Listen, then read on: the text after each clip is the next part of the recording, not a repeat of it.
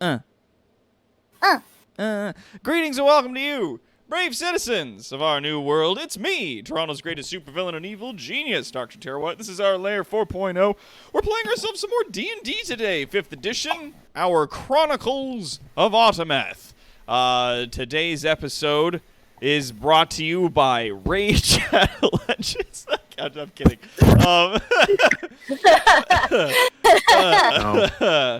Anyway, but yes, hello everybody. We're coming along on our wonderful campaign, our continuous campaign with our wonderful players here. Going down the list, right off the top, we got Esteban playing Talrand, our skeleton archer.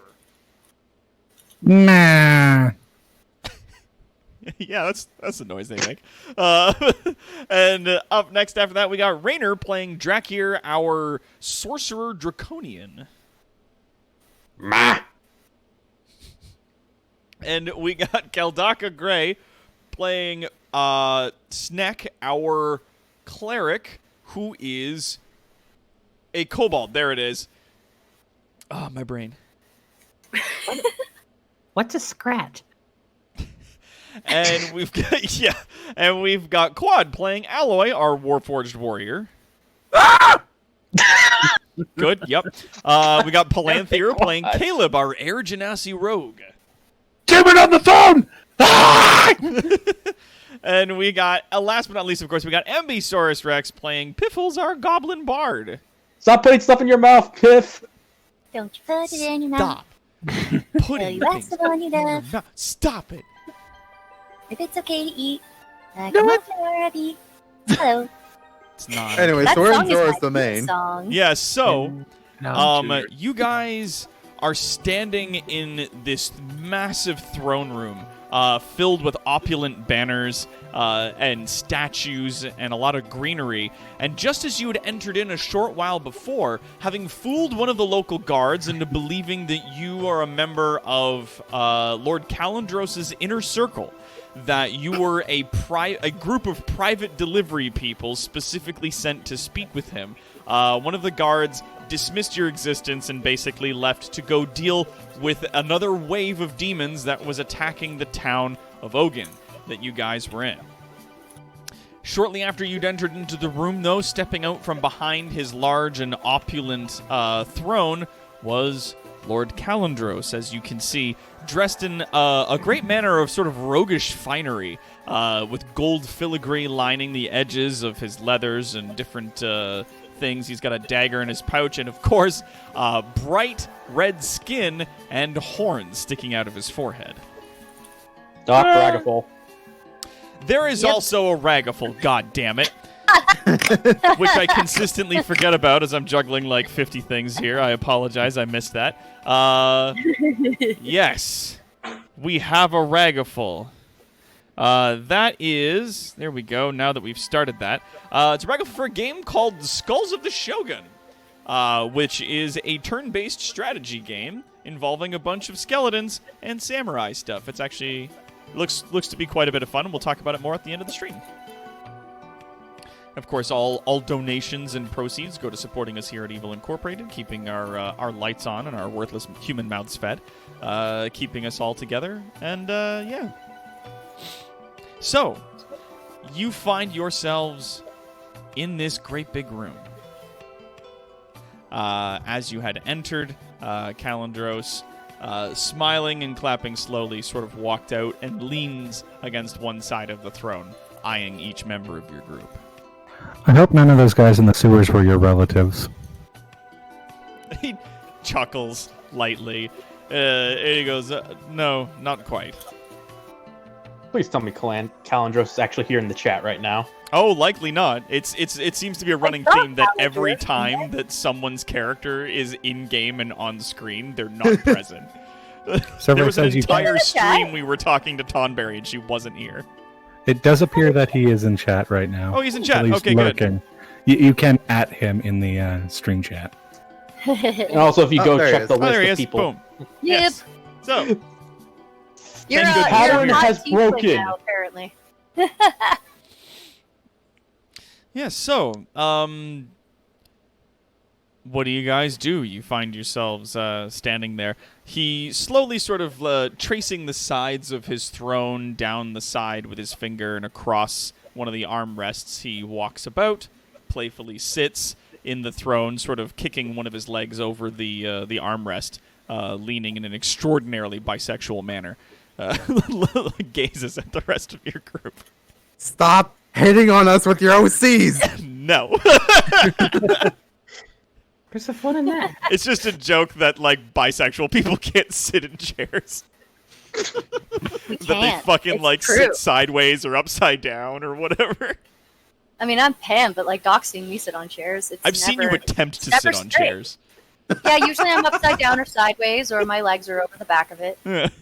Stuff happens. I'm a noodle. So, Lord Calendros, Hmm. we've come here to talk to you about some intel that we have. You appear to have a demon problem. Little bit. Problem, perhaps. I don't know if I Alright. necessarily call it a problem so much as it's just a way of the world, so to speak. Not actually the problem we were here to talk about. He surprisingly cranes his eyebrows up and says, "Really? You're not here to speak about the constant invasions of the infernal damned upon the edges of my city?"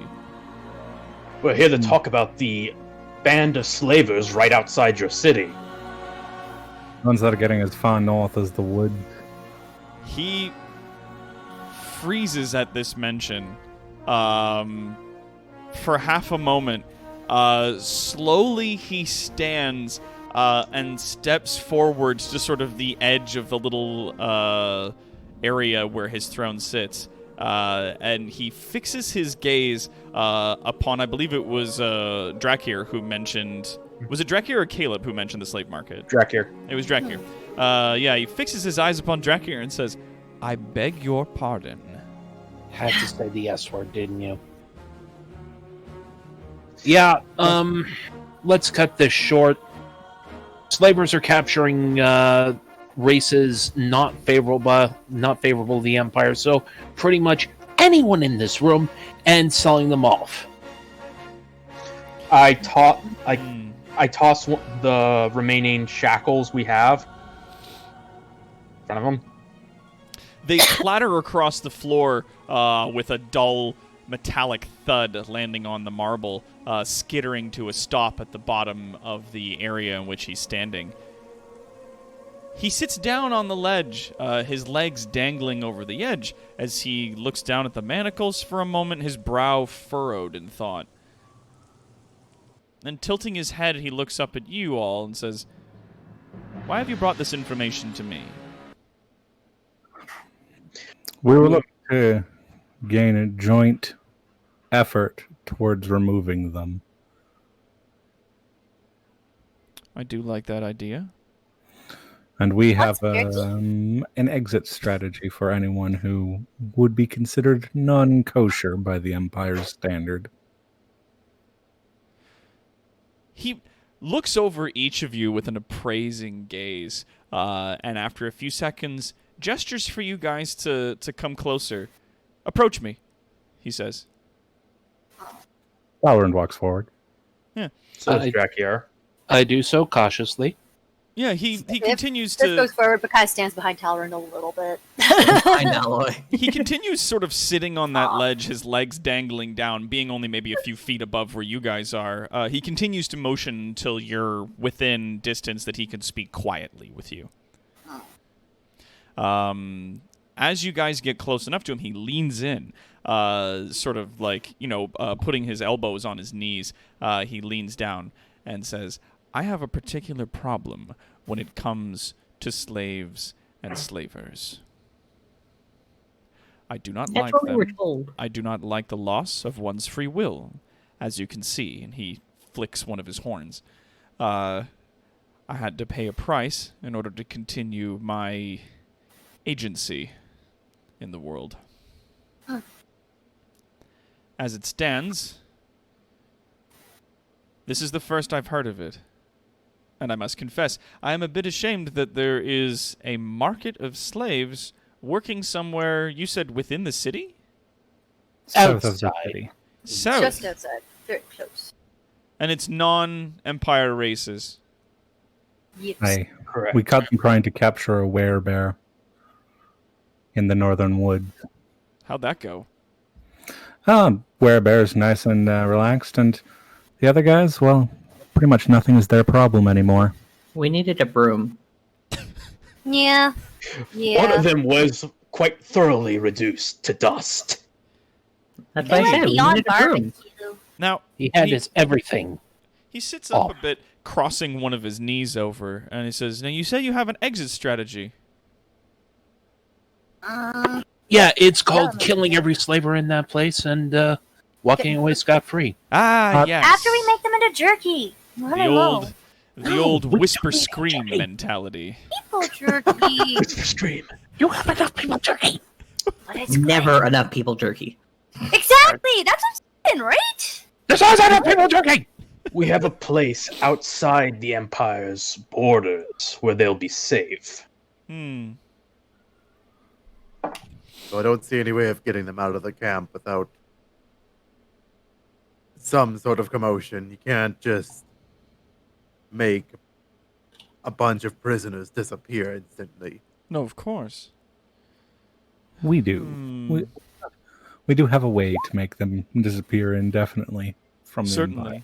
Empire. How large of an operation are they running? Did the king ever actually tell us? We don't know, I don't think. Hmm. They are extremely profitable. Hmm. They That's have- right, you know. They have extremely tacky, but still a considerably expensive jewelry as standard on all of their individuals, and I mean they regularly have magical manacles. Do you have any of this jewelry with you? 1 second. I think we do still have some of it. A bit of the chunky. We did keep it. We kept a little bit for disguises. Yep, we've got about 10 pounds of chunky jewelry still. About Chunky. shit. He's like, I just need a piece, just a single piece. We've got 10 pounds, and about each individual had 10 pounds of the chunky gold jewelry on them. He holds one of his hands out, and he It's little says, "If I may." I've got Hand over chunky a couple- canned soup. Would that work? Hmm. I hand over a couple bits to him. Where's the jewelry? I can't find it. There's only soup. Oh god! What do you mean there's only soup? So he takes just one of the sort of chunky. I'm just trying to find some music for this area here, and I just can't do it. We'll try this. How's this work? What about Hyrule Castle theme? That works. I Yeah. don't have that one on hand. This one's good. He takes one of the pieces of jewelry, one of the earrings, and he kind of like turns it over, and then very playfully kind of runs it over his knuckles like one would a coin, flipping it between his fingers. And as he rolls it towards his pinky, it stops. Then he rolls it back to his index finger. And he kind of, as he does this, some of you might notice there's a small glint in his eyes, like a little bit of a shimmer or a glow. We don't really care about the chunky stuff. Raynor, with that arcana, quick draw McGraw, you see he's performing some manner of divination spell. You can't quite put your finger on it, but there is something intrinsic about this man and gold in general. Sounds. You've not seen this spell before, but you can kind of get the figure that whatever he's doing with that piece of gold, he has an intrinsic connection to it. To gold in general. That if he holds a piece of gold and examines it, he might be able to learn more about where it's from, who had it, and more. Oh, sorry, 1 second. I'm being called. That's okay. I like to think this was some jewelry from the guy who got dusted. Oh yeah, that guy got it. Say yes. If that was indeed a piece that you handed him, I'll wait for Planther to return. No, I'm here. That was Raynor, That was luckily. Rainer. Okay, I'm sorry. I get you guys mixed up. What with the sound? Sound? These are all get items things. What about this one?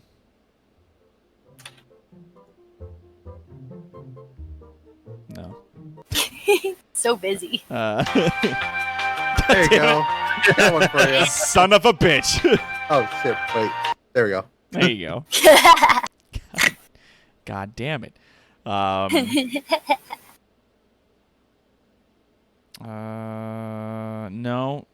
What about something no, from Stormwind? No. Stormwind is like super bombastic. Yeah. Because I've got yeah, like that's true. I've got Stormwind, Darnassus, Ironforge, like all of them are like super huge, like magical sounds. What about Darnassus? How's that sound? Oh, That might work, actually. truth be told, I think I've only ever been to Darnassus twice, and once when it was on fire. I love Darnassus. I like playing Night Elves. I thought it was more like whimsical. Me too. Yeah.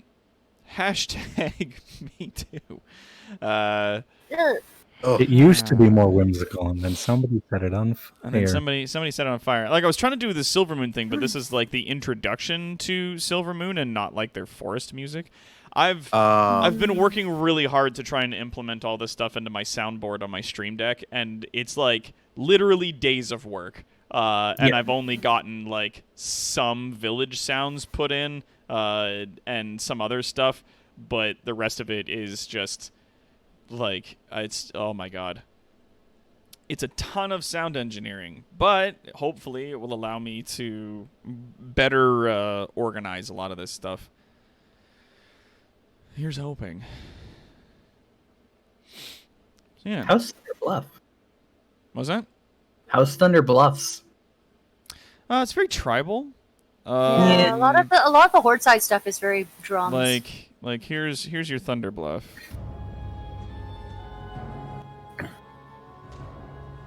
You know what? It works. I'm gonna Is that actually going to work? I was like, you know what? Fuck me, it works. Well, that's what I was thinking. Thunder Bluff. I'm like, Thunder Bluff's different than the rest of them. Yeah, it's a very. It actually fits the sort of desert Tone. kingdom Aesthetic. tone, Yeah. yeah. which I like. Nice. Yeah, it was helpful. Because Drakir's the one that did the Arcana, so I don't want to do. Yeah. Mm. He needs something with hot boys and loots, didgeridoos, and pipes. I I actually would have a second part of the same didgeridoo. comment. Kick-ass pipes.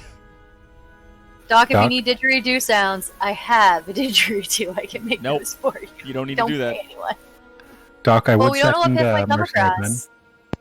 What was Sorry, that? I returned. Ashley? But I would second Mercenary Pen's comment. Hmm. One Piece has some Yeah, but- incredibly good musical pieces. Can't use Ye- music from One Piece. It has to all be the from music video games. has to be from video games. But does One Piece have a video game? Yeah. They have several, so you should investigate So that. perhaps, yeah, because like, a lot of music is copywritten. Anyway, so I can. back. I won that One Piece fighting game. I can check it to see if the soundtracks actually match the anime. Yeah, a lot of the music from Final Fantasy is good, but I have to be very specific in which ones it uses, because while there's good orchestral music from Final Fantasy, some of it can get a little too complex, and it makes it hard to hear other things at the same time. Anyways, that is Rainer back. So. Anyways, yeah, that is Rainer back. So yes, I think Duck would prefer it if you didgeridoo. Thanks, cutie.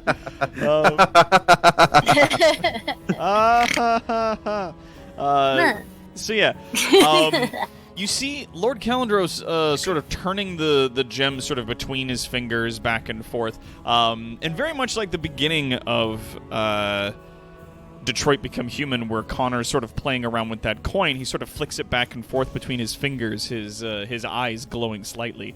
Rainer an Drakir android. does notice that he is using magic as he's sort of passing this around. He's sort of divining with it in a much more magical sense, using some sort of innate core magical ability that he now possesses to feel the connection of where this gold is from, where it's been, and any details as such.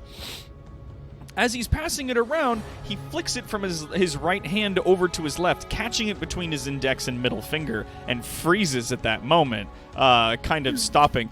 Some of you may notice a single bead of sweat kind of runs down the side of his face, and he says, so you do have a patron. Mm-hmm. King.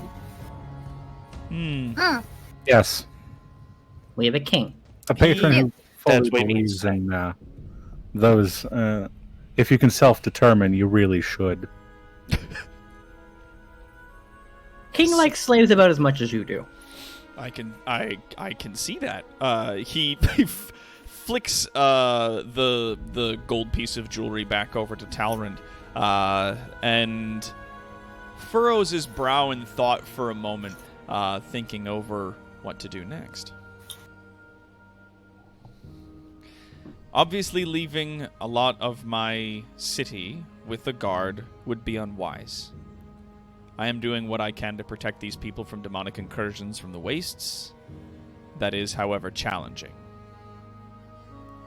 We are managing to defend what we have, but if I were to bring a force large enough to deal with these people, it would leave me at a disadvantage. You should really firebomb your sewers sometime. Fire wouldn't work. It's the I do principle. believe there are civilians in the sewers as well. There are on occasion, But I found the demons down there were using your sewers to breed a new invasion force. Is all I can guess. yes, the imps. We have been sending people down there to clean them out when we can, but our forces are stretched a bit thin. Whatever presence it is that exists at the core of the wastes, it's getting worse. Sounds suspiciously like another Underlord. Underlord? He raises an eyebrow to you. Pretenders to the king. Our patron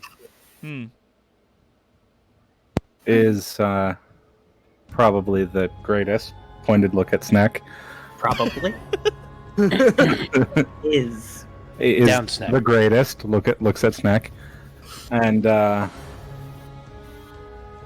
is not without peers. So it would seem. This level of effect would suspect an entity of a similar level. These underlords tend to choose a domain and then alter it to their liking. Their bullshit leaks into the environment and fucks a bunch of stuff up. Our patron Gives leans you to freaking weird nightmares. It language. sucks. extremely benevolent compared to some of the others. One Yeah, could because he's imagine. actually someone you can talk to. Gives you King shit. keeps people safe, even those Yeah. people that no one else looks out for. Yes. They, No one is left behind or forgotten. From what I can Yes. tell, the underlords also have a preference of creature that they can command directly. Ah, Our patron has a preference towards, well, undead. I can see. But can he? he just nods. Because it seems that through handling the coin, he has seen the king. Whether or not he's able to see through your disguise, it yet remains to be seen. Valorant does pull off his face. Or, his face. He takes his face. Ma, go ahead. It's on the words, but it works. Yeah, so you Face off. you take off your wooden mask, and he kind of regards you for a good couple of seconds, sort of examining the different edges and contours of the skeletal face that you have, and he gives you a nod of approval after about 2 or 3 seconds. And he says, yes. So there are others. I will help you in so much as I can.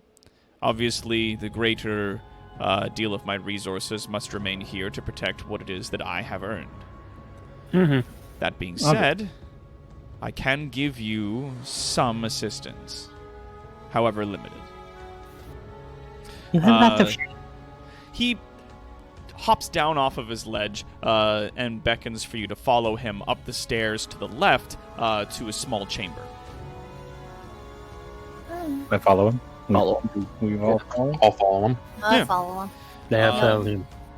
As you guys enter into a small room off to the side, there are a collection of glass cases adorning the walls, all filled with a manner of old weapons. There's shields and armors and swords, and a lot of things are gilded with gold. As a matter of fact, almost every object in here is, but they're all under lock and key. At the center of the room is a large map detailing not only the town of Ogun, but a lot of the surrounding area with a hard contrast line between the wastes and the rest of the Empire's lands proper. And he, as you guys sort of enter the room and sort of orient yourself around the table, he stands at one side, and with a gesture of his hand, some of the torches and candles around the room spring to life, and the door shuts behind you guys. Whoop. Find something to drag over to the table and jump up to see the map. There's a chair. There are some chairs. Snake pulls up a chair. Jumps up on another chair. I'm like 2 foot tall. What do you want from me? No, you would have to stand on a chair, the both of you, in order to properly see So I what's get up going on on. a chair too. Um, I'm gonna take out some people jerky and all on a yeah, and he says, it may come as a surprise to you, or it may not, depending on who you are, but I obviously was not always so crimsonly inclined. Would it say it started to happen after a certain visit out into a desert? It did, in fact. And he smiles over to you. A time not so long ago, I, like many other adventurers, made my way into the wastes to seek my fortune and fame.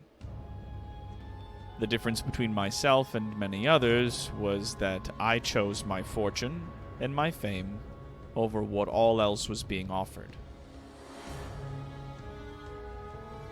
There is another entity at the center of this place, though I have not seen it myself. I've only met its agents. This entity that exists at the center of the wasteland in the old ruins of that kingdom is, I believe, as you have stated, an underlord.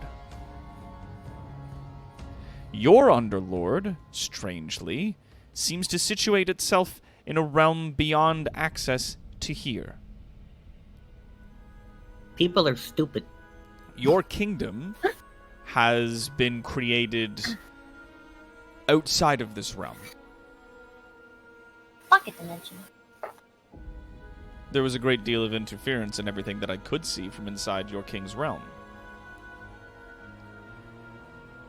These other entities, though, at least the only other one that I know of, has situated itself firmly within the prime material plane, right here. The other one that we've encountered existed heavily in the realms of dreams. He sort of widens an eye and he looks at you. There are others beyond the two? Yep. How many are we talking here? No. Maybe 6? Yeah, the king didn't really give us a number. We don't 6. know. You just like Or sort of like looks over like, what? And that's like a rough estimate. We Yep. only have a confirmation on 2 and the heavy belief that as you said, the entity in the desert is a 3rd. Hmm.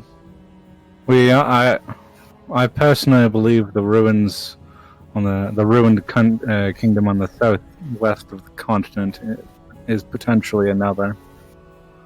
Ah. Well, and he sort of like leans back a little bit, looking over his map. Well, I can show you at least this much. And he points to an area on the map. Oh, here's what? Oh, okay, yeah. Snick growls his breath slightly and grumbles about stupid stabby pretenders that need stabbing. Stabbing.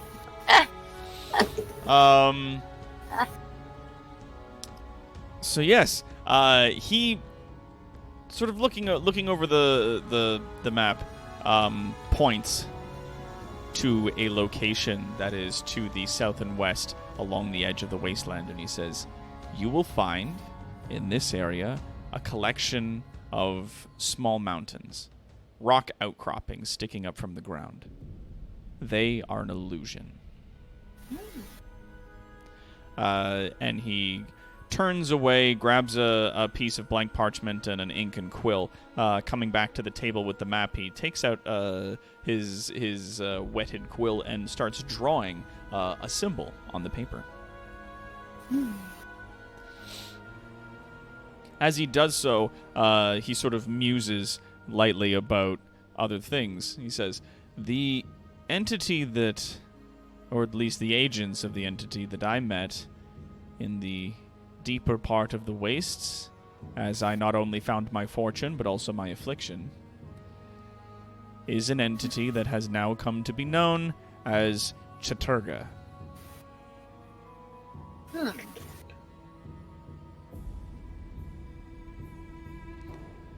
Can you spell that? No. Let me, hold on. I sure as fuck can't. Yeah. Sounds a little. I have it written down. I just need to find it. How many consonants? There is it should be easier to find because it's got an apostrophe in it. Did you say Tortuga? Like the pirate island Tortuga? I thought he was talking about the turtle people. Yeah. Turga.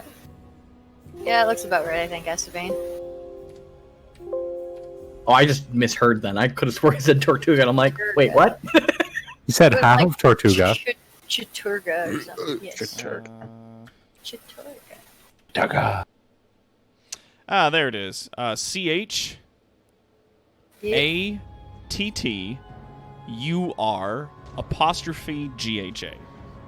Oh shit. Okay, so yeah, it's what the fuck all over the place. That's fuck you, English. That's what it is. What's his name? That's- Chaturga. That's cool. I'm gonna spell it like a Chaturga. fucking asshole. Yep. There you go. That's some Cthulhu naming right there. Wasn't that the name of the bat in the second Ace Ventura movie? I don't know. No clue, man. Yeah, I have no idea. Chaturga. Yeah. So, no more derailing. Let's move on. As he continues to sort of put in little details and whatnot on the symbol that he's inscribing on the parchment, he continues on. This entity, so far as I can tell, is an amalgamation of many of the old members of the Old Kingdom.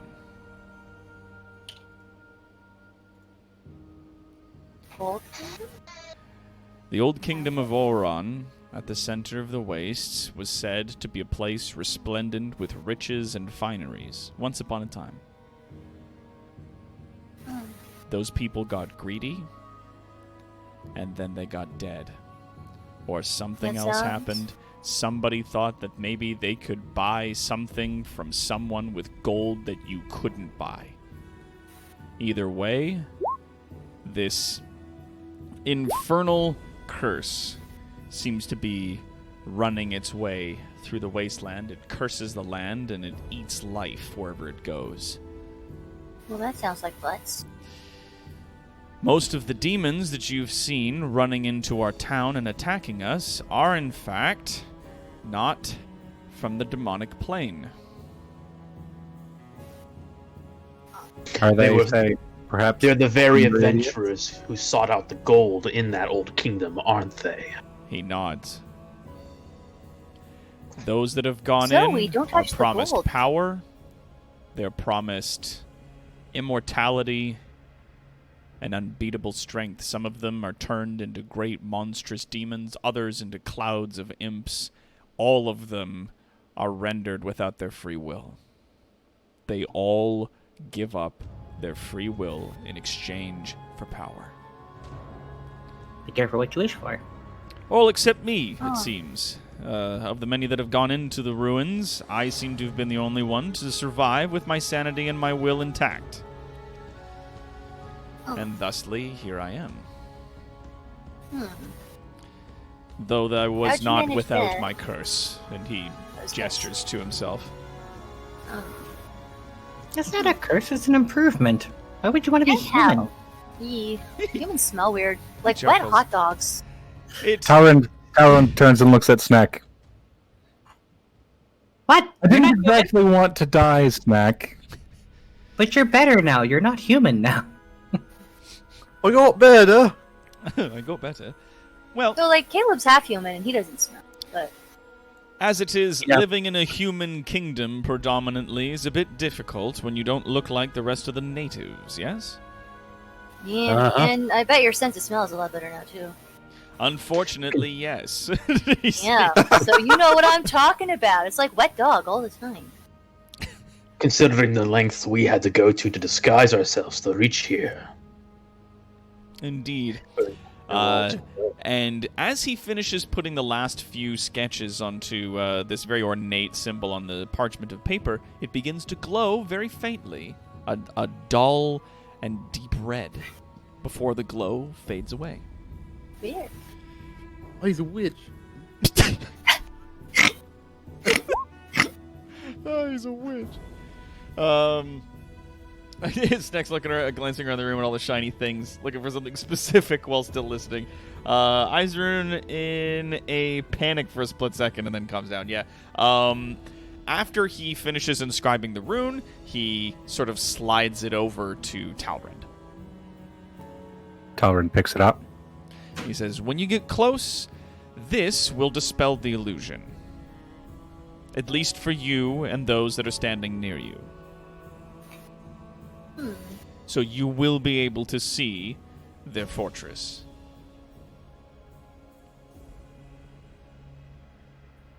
The Fortress of the Slavers? That is correct. Okay. And he, again, marks on the table map with his finger where they are.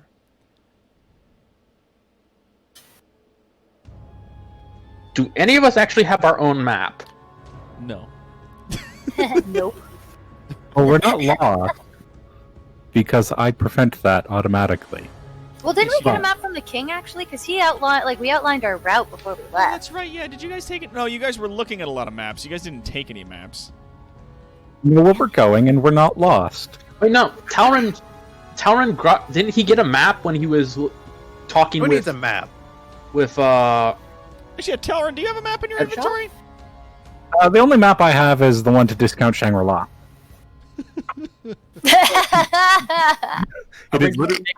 It is in my inventory as being called that. Discount Yeah. Shangri-La! Basically on a table, and we never took it. Was that to this place? Hmm. No, that was like the map we had for like the overall like where are we going to go, what are we going to do. It was just like a map on a table. Oh no, Oh, okay. map to discount Shangri-La was the map to Shallow Shazam. Shazam. I have The no place idea with what the you're halfway. talking about right now. The halfway. Oh! Yes. Oh. The Promo halfling Place where nuts. we made fortress. jerky. Oh. Promo One he nuts. dropped. Yes, the one that Promo Nubs is in Shalashazar. Otherwise, I call it discount Shangri-La. Yes. Just Full disclosure, I briefly forgot that I named it that. Oh God. But yes, A map to Shiha Kazing. that's actually a better name. I'm very sad I didn't use it. Back yes, to the Krabby Patty formula. he sort of pulls from one of the shelves a small scroll and hands it to you. It appears to be a very simplistic map of the area. Sweet. Halrond takes it. Snack, are you looking for anything in specific?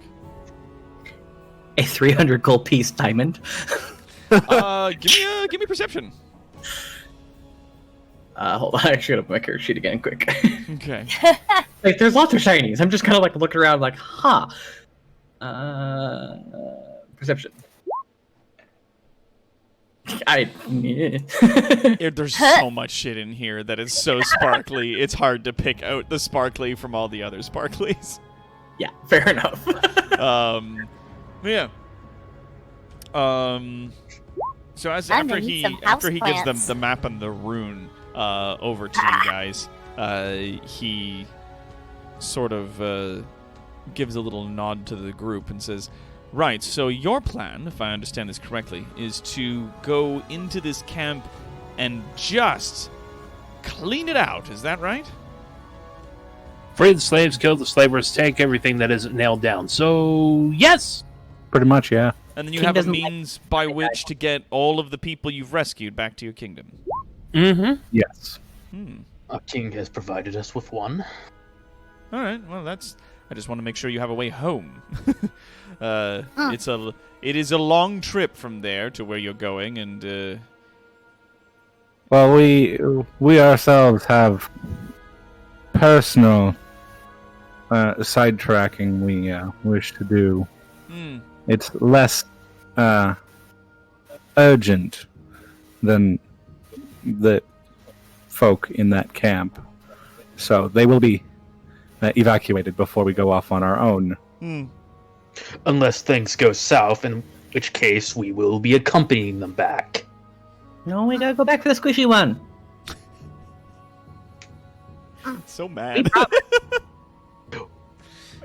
Snack, if things go bad, we can go back. We can come back for her after the heat cools down. You mean immediately? Immediately.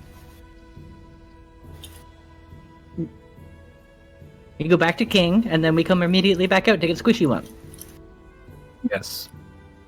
I'll allow for a fair bit of time to pass, and also be at the different end of the country, so should be relatively safe. Back to the matter at hand, I do have concerns now if they are able to create an illusion that covers their entire facility. That is a vast amount of magic. In addition to that, they were carrying a great number of those manacles. We may Going not be in- dealing with mere bandits.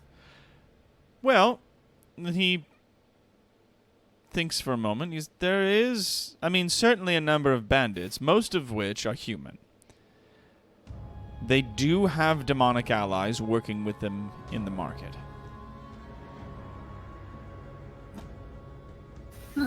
This market? Oh no. The top side of this location that you're going into, there's a large facility where they're holding them.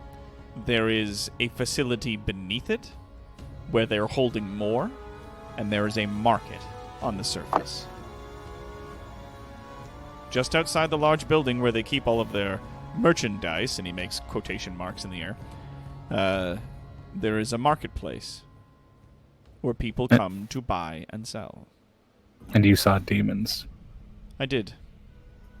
It appears as though the large illusion is being maintained by a small circle of succubi, 3 in specific.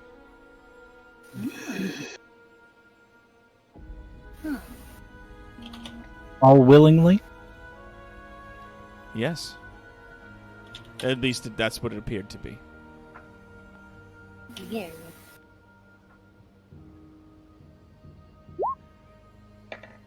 Religion, 15. What do I know about succubi? They suck. Cutie runs in. Succubi! Yes. Oh God, are we going to have to make one of the succubi cutie now? No. Ha! So here's some information, Drakir, that you know about them, as there were books of extraplanar entities that you had found over the years. Succubi and incubi inhabit all of the lower planes. So all of the different lower planes of hell, there are succubi and incubi on all of these. These dark-winged fiends can be found in service of devils, demons, night hags, rashags, and yugoloths, and other things, and whatnot. They often use these fiends to tempt mortals to perform evil acts. And then there's stuff about demon lords that don't exist in this realm. Though legend speaks of them separately, any succubi can become an incubi and vice versa. Most of these fiends do have a preference form of one or the other, but they can be both. Mortals only rarely see a succubus or incubus in its true form, however, for the fiend typically begins its corruption in veiled and insidious ways. So they can take on the form of human beings and other mortal creatures. A succubus or incubus first appears in an ethereal form, passing through walls like a ghost to lurk next to mortals' bedsides and whisper forbidden pleasures to them. Sleeping victims are tempted to give in to their dark desires and indulge in taboos, feed in forbidden appetites, such and such.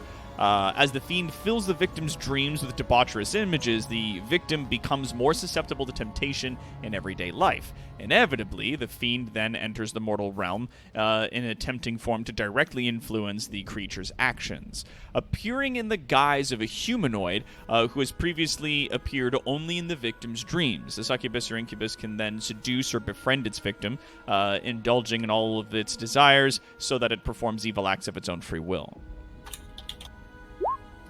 So they do that shit. Sexual best.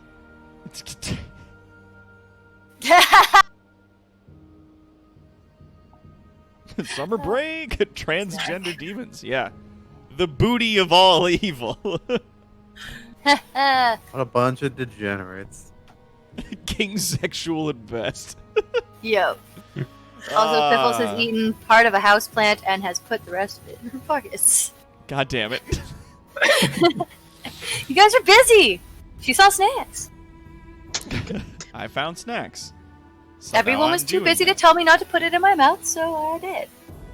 If you're hungry, eat your jerky.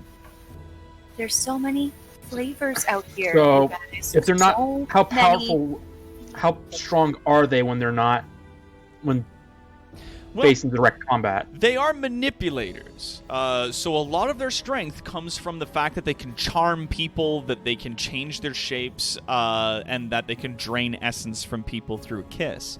That they can take on an ethereal form, though that does take them a little bit of concentration. That being said, just like fucking flat-footed in an open field 1v1, just without any of their charming abilities, they're actually not that strong. They're not pushovers, mind you. Like, any one of them you think, like, from what you've read, one of them could probably be a hardy challenge for one of you. But But one of them in against an a group of you could easily manage it.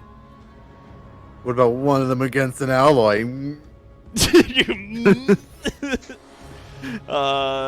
Is Alloy immune to charm effects? No. No. But yeah, it's in, like, you think that it might be possible for your group to take them on, though 3 of them at once might be a lot. And it begs the question that if there are 3 of them there maintaining this large illusion, are they in charge? Or they're just doing what they're told. Yeah. Yeah. That is... Ooh. Would you How have do- suggestions on how we should approach this? He sort of like rubs his chin and leans back a little bit, and he says, "It's hard to say. The jewels and gold that you possess have not seen whoever it is in command of this place. But there are demons working there. If you go in hard and fast, you might be able to take them by surprise and work your way through their numbers before they're able to muster some kind of defense. There's a potential that you could go in quietly. What if we just look real hot and then slather ourselves in some of the mushrooms I got, and if they lick us, they'd die? They would hallucinate and then shit themselves to death. Sounds good to me. You would also do that if you put that all over yourself. I thought you had to ingest it. Nope, you just have to touch the damn Oh stuff. shit! Okay, never mind. With the exception of 2 of your party, if anybody did that, you would die. Alloy, quick, look sexy.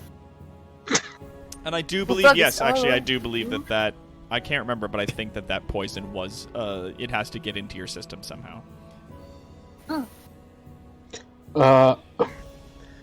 Do they are the members of the slavers within the compound armed, or do they keep all their weaponry in a armory? They until don't have needed? an armory, no. Everybody who's there is armed at all times, just in case there's a uprising or an outbreak from the, merchandise. Well, there goes the plan of destroying all their weaponry.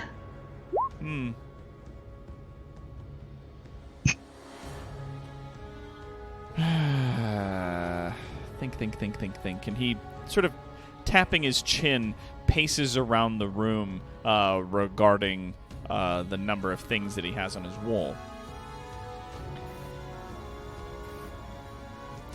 If you went in quickly, I'm not sure what your exit strategy is going to be, but you're going to have your hands full with a considerable portion of slaves. We go poof. Indeed, if you can poof them all as you find them, then going in quick and quietly, would be a better thing. However, if your exit strategy is get them all together and then poof them back to your king, It is a one and done, so yes. indeed, Zach just kind of looks at Alloy at the idea of being quiet. the holding cells for a lot of these slaves are being kept in multiple areas throughout their compound.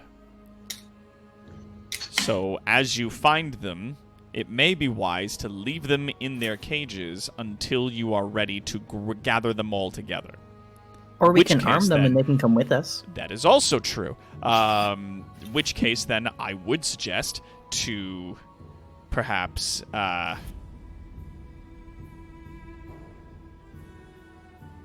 Yeah, you're gonna have to go loud. He says, looking over, just looking over the map, yeah, you can start quiet, but there's gonna be a point where the wheels are definitely gonna come off that wagon and you're gonna be stuck.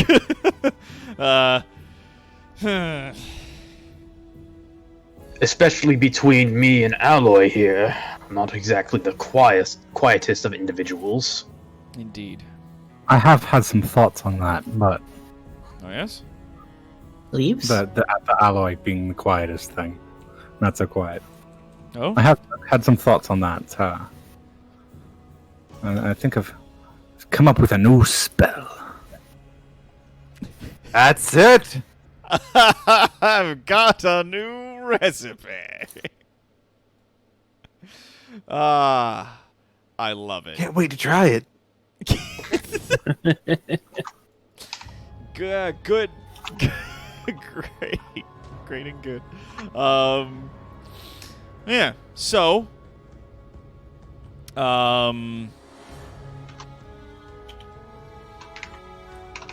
yeah, the group in general, as he kind of looks you over, goes, okay, so it looks as though you're really gonna have your work cut out for you. We can work with this, though. This can be done.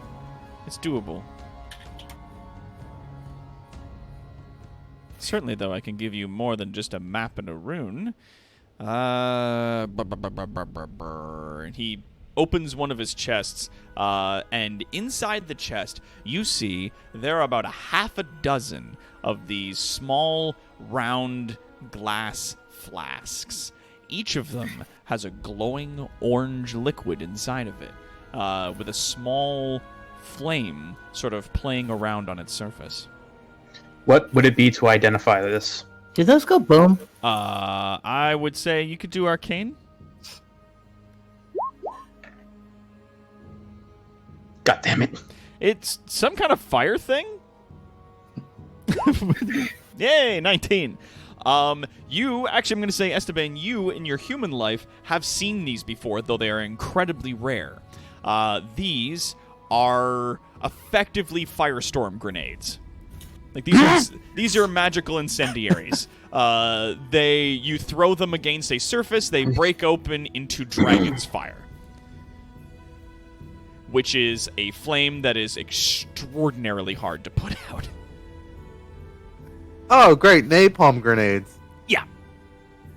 I bet we give them to Talaran. He's got the best aim. As he kind of looks at the collection of the 6 potions in the chest, he kind of looks over his shoulder at the group and goes, "What about these?" Those would help. Those are pretty. Okay. Can Snake have a different shiny? What's that? Can Snake have a different shiny? He kind of like leans down and puts his hands on his knees and goes, "What do you want, buddy?" Like he kind of give me that like, You gave us white phosphorus grenades.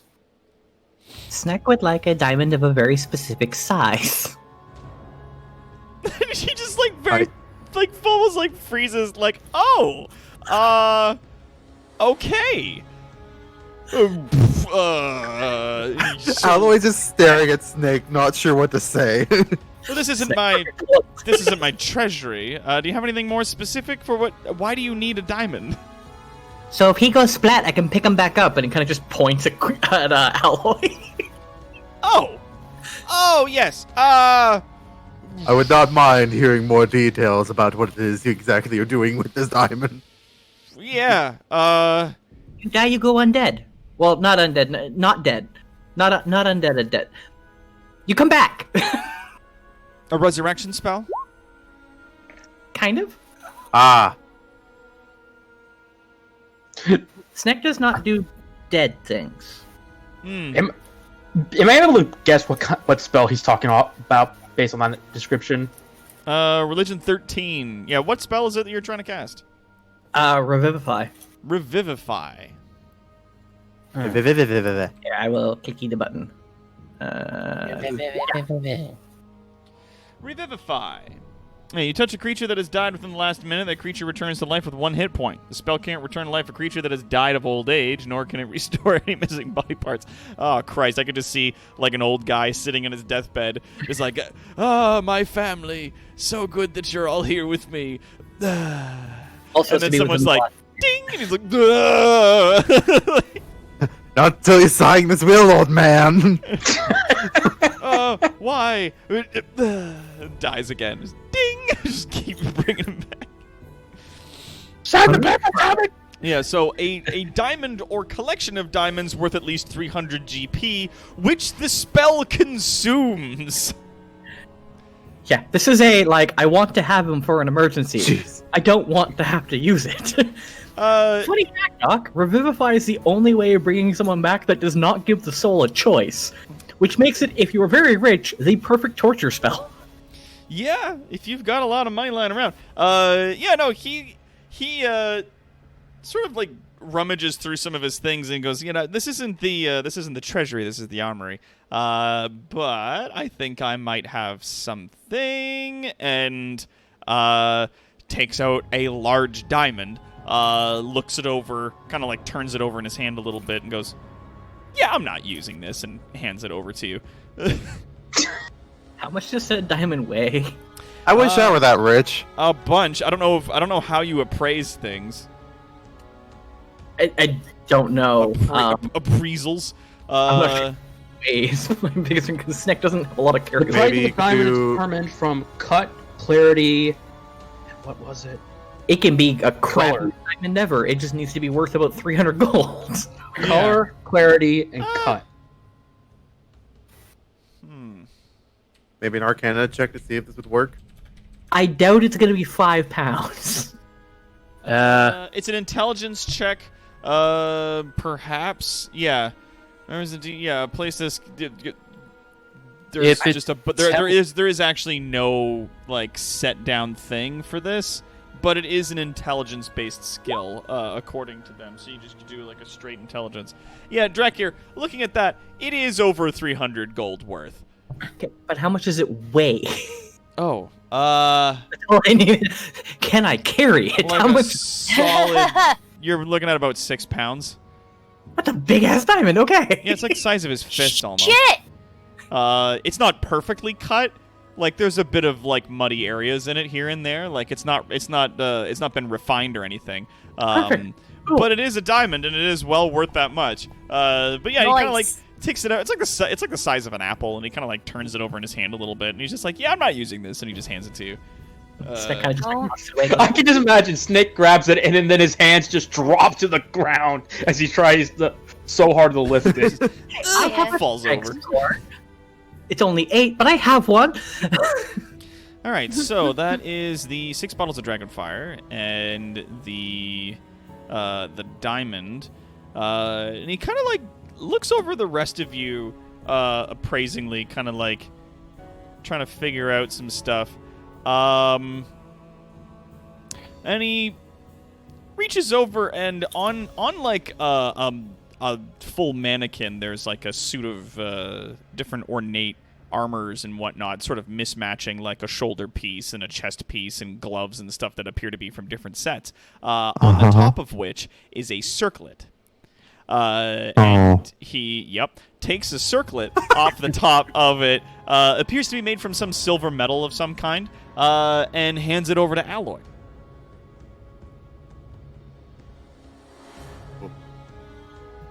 What is this? It's a magic circlet. If you wear it, it will sort of keep your with an Arcana of 12. I'm gonna say it's magic. Looking at it, you can definitely sense like a faint glow. It increases the AC of the wearer by 1. It just makes you harder to be hit. Makes you a bit more robust, a bit more agile in combat. I thought you were about to give me plate mail. God damn it! No. Take your magic circlet and be happy. You got a Fine. magic circlet of +1 AC. You just got the first magic item of the entire campaign. Be happy. And yet I'm still happier about getting a diamond than I think he is about getting a +1 item. I'll let Van getting anything fun first next time, because he's clearly not.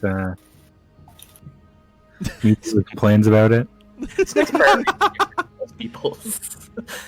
Oh, if you're gonna complain about it, I'll take back the circlet. Then nobody gets anything. Get out of my house. So that's Alan shooting firestorm grenades into his chest. Oh god. magic circlet. I'm gonna keep these in my chest cavity with the bees. Don't forget the file of Fire bees! file of the king. Yeah, the vial of the king of the rust monsters. No, I got the rust monster grenade. Yeah, you Back got here. the rust monster grenade. At least like a vial filled with powder. Oh no, he turned it into a grenade for you guys. I forgot about that. He made like a full ass grenade. Yeah. Or was it just a vial? Like, was it a glass vial? No, he was gave a- me a full lecture on how to use the damn thing. Oh, that's right. Yeah. So it's a grenade. So okay, cool. He pulled the Monty Python quote on this one, so Was it what? you did the Monty Python quote on this one. Yes, that's right. Shut What? Not 2. for 3 seconds. Right out. 9 is right out, and thou shalt blow thine enemy to tiny bits. Yes. So, I mean, if it wasn't completely out of character for Drakiar to say this, I would have gone. Whenever I used the damn thing, I would have gone 1, 2, 5, No, Hey, three. stop. 3. 3 then? Whip it. Of course, Dracula knows how to fucking count, so that doesn't make any sense. Yeah, well, he could be in a panic.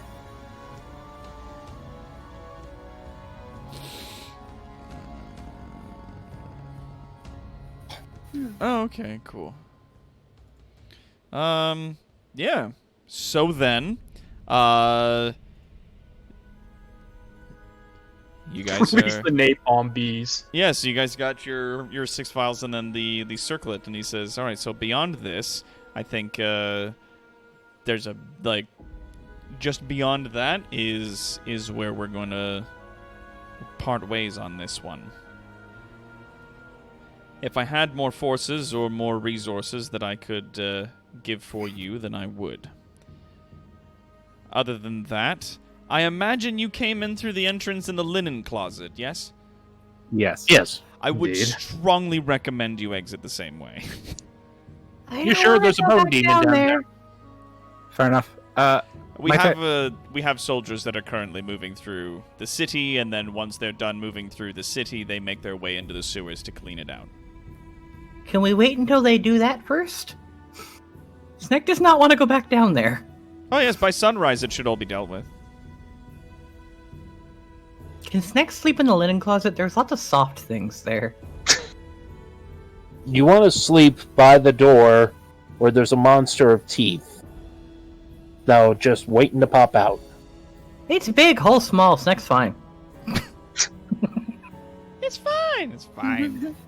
Might I trouble you for some generic spell components? Because I've come up with some ideas that I it's fine, wouldn't have it's before just now. Okay. I could probably use some glass vials to fill with acid. I don't have any glass vials here, no. But what kind of components are you looking for? Powdered corn extract. Corn? Yep. Sorry, so you're looking for cornmeal?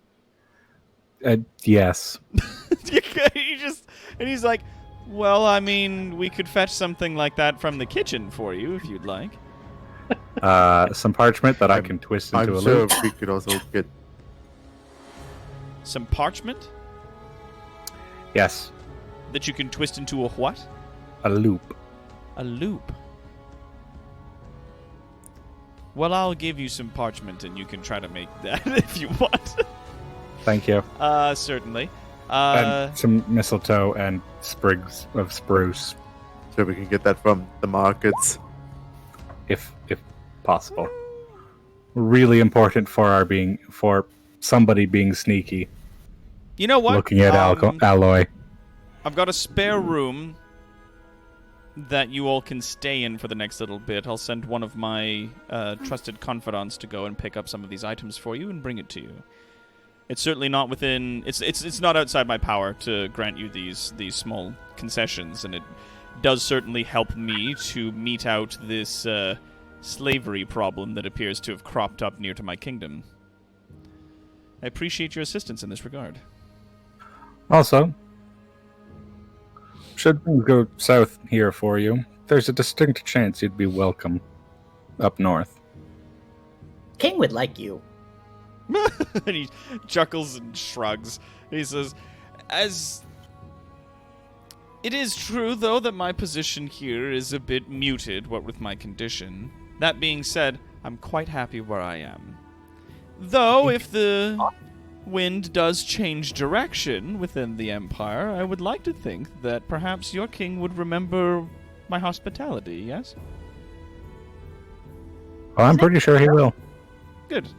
King is a good person. Snick Then we are thinks so. happy friends. And he gestures for you to follow him out of the armory room with the map, and sort of across back through the throne room up to the right now, that seems to lead into his bedchambers, and there's a small room off to the side that has I think like a double in there as a bed, and there's like pillows and stuff sort of lavishly placed around. While they're walking, Snick would like tap on Alloy and be like, Alloy, can Snick get the ring back? Snick thinks it better if someone else wear the ring. You've lost your ring. Hands you back the privileges. ring. Okay, takes the ring, walks over to Drakir. Snake says, "Put this on."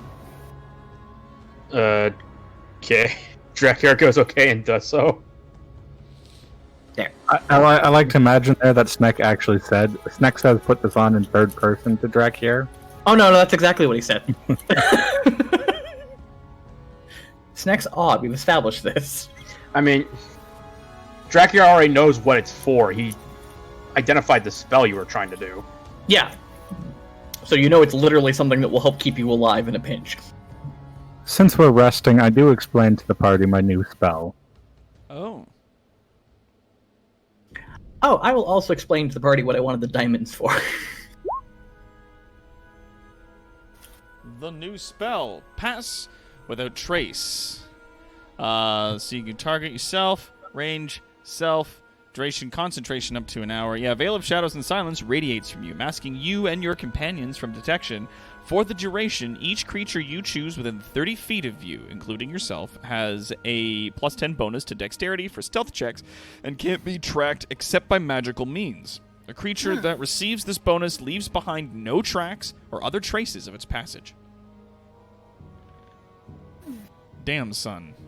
The Shit. perfect crime. Ha ha! Running through those sewers, I just had a great idea. A new recipe. There's also this other one involving an invisible box, but we'll cross that bridge when it comes to it. What's in the invisible box? Crunch berries. What? It's an old vine. Oh, yeah. I miss wine. Yeah, so, as you guys make your way along into the other room, shortly after he sort of, like, leaves you to the room and closes the door, he says that someone will come and get you when the danger has passed and it is safe to move you back out of the city. About 10 to 20 minutes later, you hear a knock at the door. That was We make sure everyone is dressed for the part In Yeah. disguise. before opening the door. You open the door to find one of the palace guards. Very similar to the ones that you ran into in the hallway. And she is standing there with her armor all together and whatnot. What is everyone's passive perception? Where do I 15. find that? 14. It's Where do I your find it? perception plus 10. It's below Oh. your skill checks. Okay, hang on. 16. Oops, 10. It's literally just 10 plus your wisdom modifier, unless you've got like a 10 plus my wisdom, so my wisdom modifier is 0, so it's just Plus- 10. Your proficiency bonus if you're proficient in perception. Yeah. I'm proficient in charisma. 14! 14. Oh, not perception. Let me see here. In All right, perception. so who got 15 Let me see here. and So, yeah, 16? so that's 13 then. 13. I got 16. Whoops. Okay. Talrand and Caleb got 15 and 16. So We Talon can and tell- Caleb, you do notice that just under her left pauldron, sort of attached lightly to the breastplate that she's wearing, is a medallion with that same symbol on it, the one that you used to get in. His one of his One of his trusted and private guards. private guards. Yes. But yeah, it's like the symbol is visible when she moves slightly, but you only really catch it like half. But you do recognize it, and it seems that to the untrained eye, it's just a part of her armor. There's a lot of symbols and stamps and filigree across the plate mail that she's wearing. And as she opens the door, she silently nods and holds out a brown sack that has some objects in it. Takes the sack. You see inside that sack a Spriggan Oh, of wow. spruce. Yeah. A bit of Oh, mistletoe and some cornmeal. Oh, Spriggan, it fires fireflies in your face. God damn it. Presumably, I got the parchment at some point. Yes, back when you guys were talking in the room, he gave you the parchment with the rune on it and the sort of like a loose map of the area. I guess he didn't ask to get any further than to grab any glass vials. No. Tyron courteously bows and says, "Thank you." The guard silently nods in return, and then gestures for you to follow. Folks, we're moving out. Wait, that was just to get the stuff. Did they say anything about it being clear? Well, we were told somebody would come when it was clear, and they just told us to follow. Oh. How did I not hear that? Alright. Off we go. All right. All right. Drop your blocks, I'm grab roll. your stocks. Let's roll. So, as you guys are heading out, you make your way into the hallways, which then eventually make it back into the sewers. Do you guys go back out through the area that you came in? It's the only way we know where he is, so probably yeah. Yeah, probably. Because we're gonna get lost otherwise. Oh, jeez, is it not moving? People, come on. I see hallway. Okay, yeah, it's not showing up on this thing. Come on. There we go. Yeah, sorry, it's being fussy. It's roll 20. Yeah. Plus my internet's being fussy in general. Yeah, so you're back in the hallway. You find your way to the linen closet.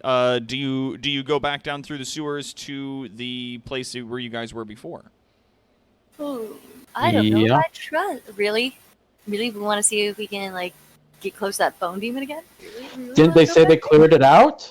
As you guys head into the linen We trust closet, that. and I'm gonna say you move very slowly and very carefully down through the sewer area, you do find sort of like distant remains of some of the demons.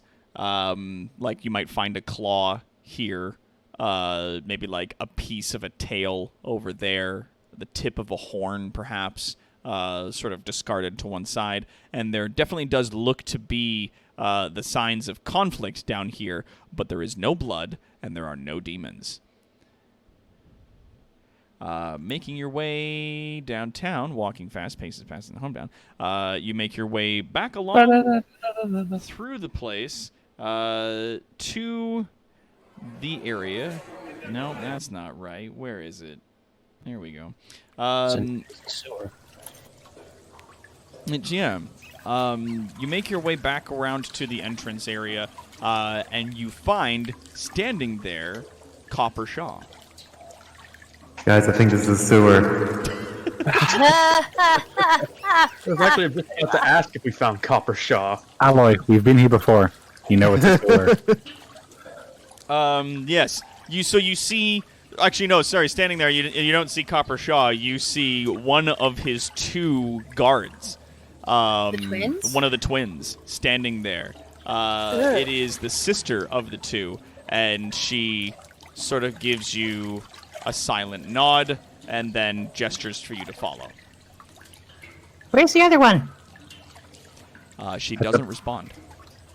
I would assume at the base. I'm assuming we're all gonna follow her because that's where we know to go. So Yeah. Yeah. You We guys follow make the it. spy. You guys make it up into this area here, where you find Copper Shaw and the other twin waiting. Casting prestidigitation. You know what? Prestidigitation. Prestidigitation. There you go. Prestidigitation. Sits her- To clean Prestidigitation. just to clean the sewer off all of us. Nice.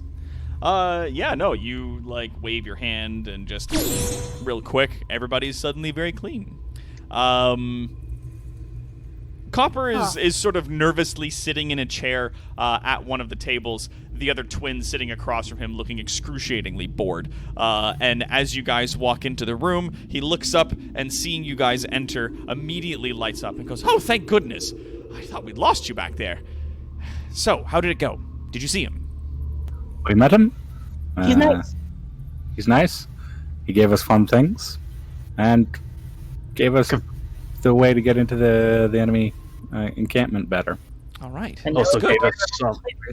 Also gave us some extra resources to help take it down, as he was unable to actually spare any men to go face it directly with all the demons coming after the town. After all, Yes, well, that does appear to be a bit of a problem here, obviously. There's all these demons and whatnot. The guards did make their way into the sewers and cleaned it out, as well as the rest of them. They didn't make their way into the city. Thankfully, no one got killed. They've managed to repel this one. They have been getting a bit worse over the last few months. So, Yeah, about that. You might want to make it a point where the city guard might want to start turning adventurers away from this. really? Yeah, we found out those demons that keep attacking the city. Have you Yes. ever noticed that the adventurers never come back? Are you suggesting that the demons are the adventurers? Uh huh. oh, Calandros flat out confirmed that. He saw it with his own eyes. Calejandros. Oh fuck! Yes. Well, he kind of slowly nods and goes, well, I mean, the assumption from everyone was that, that they were getting killed by the demons, and then the demons would attack for all the people that kept going out there trying to steal the treasure from those places. Mm-mm. Nope. Tell me, what is it that you know specifically about? Let's call it our patron. Truth be told, not a terrible amount of information comes by from entities as large as yours. All right, I just looked to the others. Suffice to say, it's an entity in the same ballpark. It's an underlord out there. King's not large. He's quite dapper. So What's there's up? another demonic entity of some kind out in the wastes, and that's what's sending all these demons in to attack us? That's what turning the adventurers into demons and then sending them to attack you. Yes. And slowly creeping the desert out, and what originally destroyed the kingdom in the first place. Snake's gonna stab it. So, I mean, hats off to you. But if we were to stop every adventurer that came in here trying to go out into the wastelands trying to find treasure, this town would cease to be. People would be Yeah. out of work. That being said, a lot of people are obviously being threatened by the constant demons that are coming back. All the people that end up spending their money here in adventuring gear end up just throwing it away in the wasteland if they're all being turned into monsters and being sent back towards us. So send them the wrong way. Well, I mean, it's hard to do that when one way is clearly the wasteland and the other way is clearly not. It seems the easiest solution, and air quotes on it. I also feel like if we were going to have this discussion, we should have had it with the city lord and not the information broker. No offense, Coppershaw. That's okay. I'm not in charge around here. I'm just a spy master. The solution would be take down the Underlord who's doing all this, and then let all the adventurers continue going out in the wasteland, fruitlessly searching. Indeed. Yeah, right. Who That is will gonna be a take bridge that we have to thing burn down? when we come to it later, hopefully. Yes, I it mean, the seems that fireproof bridge. the more permanent solution, because here's the thing, if we stop sending people out there, whatever's turning those people into monsters might come this way. And then that's a whole village gone. Yeah, As much don't as I have- want to warn these people away from going out there, one of them came back alive. I don't say that we should just trust that everyone else is going to do the same. I am saying that it wouldn't be wise of us to try to do that, or at least tell people to stop yet. Yeah, Snake has it's, an idea. And what's that Snack. idea? Tell them to get treasure and come back, but don't be tricked by offers of power. Easier said than done with humans. Not if you explain that if they take the offer, they'll be turned into demons, but if they take the gold, they can run. start spreading a rumor, perhaps, that there are things out there that promise power, and then they kill you and Well, of feed you to course. demons. But you can still collect money and run away with it. It's one of those things that if we, tell people that, yes, there's something dangerous out there that's going to be, taking people away from things, then they might still just be just as, It'll save the greedy ones. It won't save the stupid ones who want to make a difference. well, and that's the thing. At this point in time, we can warn people lightly that there's no treasure to be found, and that, that perhaps there's a better way to go about an adventuring life. But that would be about it. Oh, you can still tell them there's treasure. Just tell them that they have to take the treasure and run. Snack. Demons have gotten a knack for tricking humans into doing what they want. It But he is said they still need to go out there. something that they do. The greedy ones come back with treasure. The smart ones die. Yeah, well, Except Calandros, it seems there was something special about him, rather than being... It still increases their odds, and if the greedy ones come back with treasure, they can spend it in the town. I don't know. Like, how did Calendros manage to get out of there unscathed? Because he left Well, with not the exactly. treasure. Because he what? Because he took the money and ran. yeah, well, it does appear as though Calendros managed to survive because he cashed out when the getting was good, so to speak. He didn't get out unscathed. It's No. not exactly human anymore. Oh, No, he got like extra handsomer. So he got cooler and rich. He got turned into a tiefling. Yeah, he got cooler and rich. What's your point?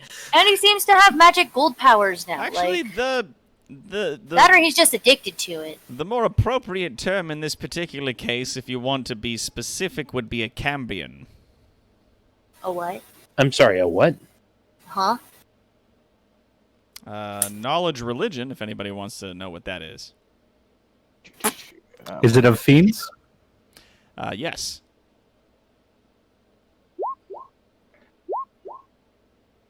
Do. Yeah, I'm gonna say that Sneck, you absolutely know about this for some reason. You have like a weird, like specific knowledge. But Speak of yeah. That's the one thing he remembered from cleric class.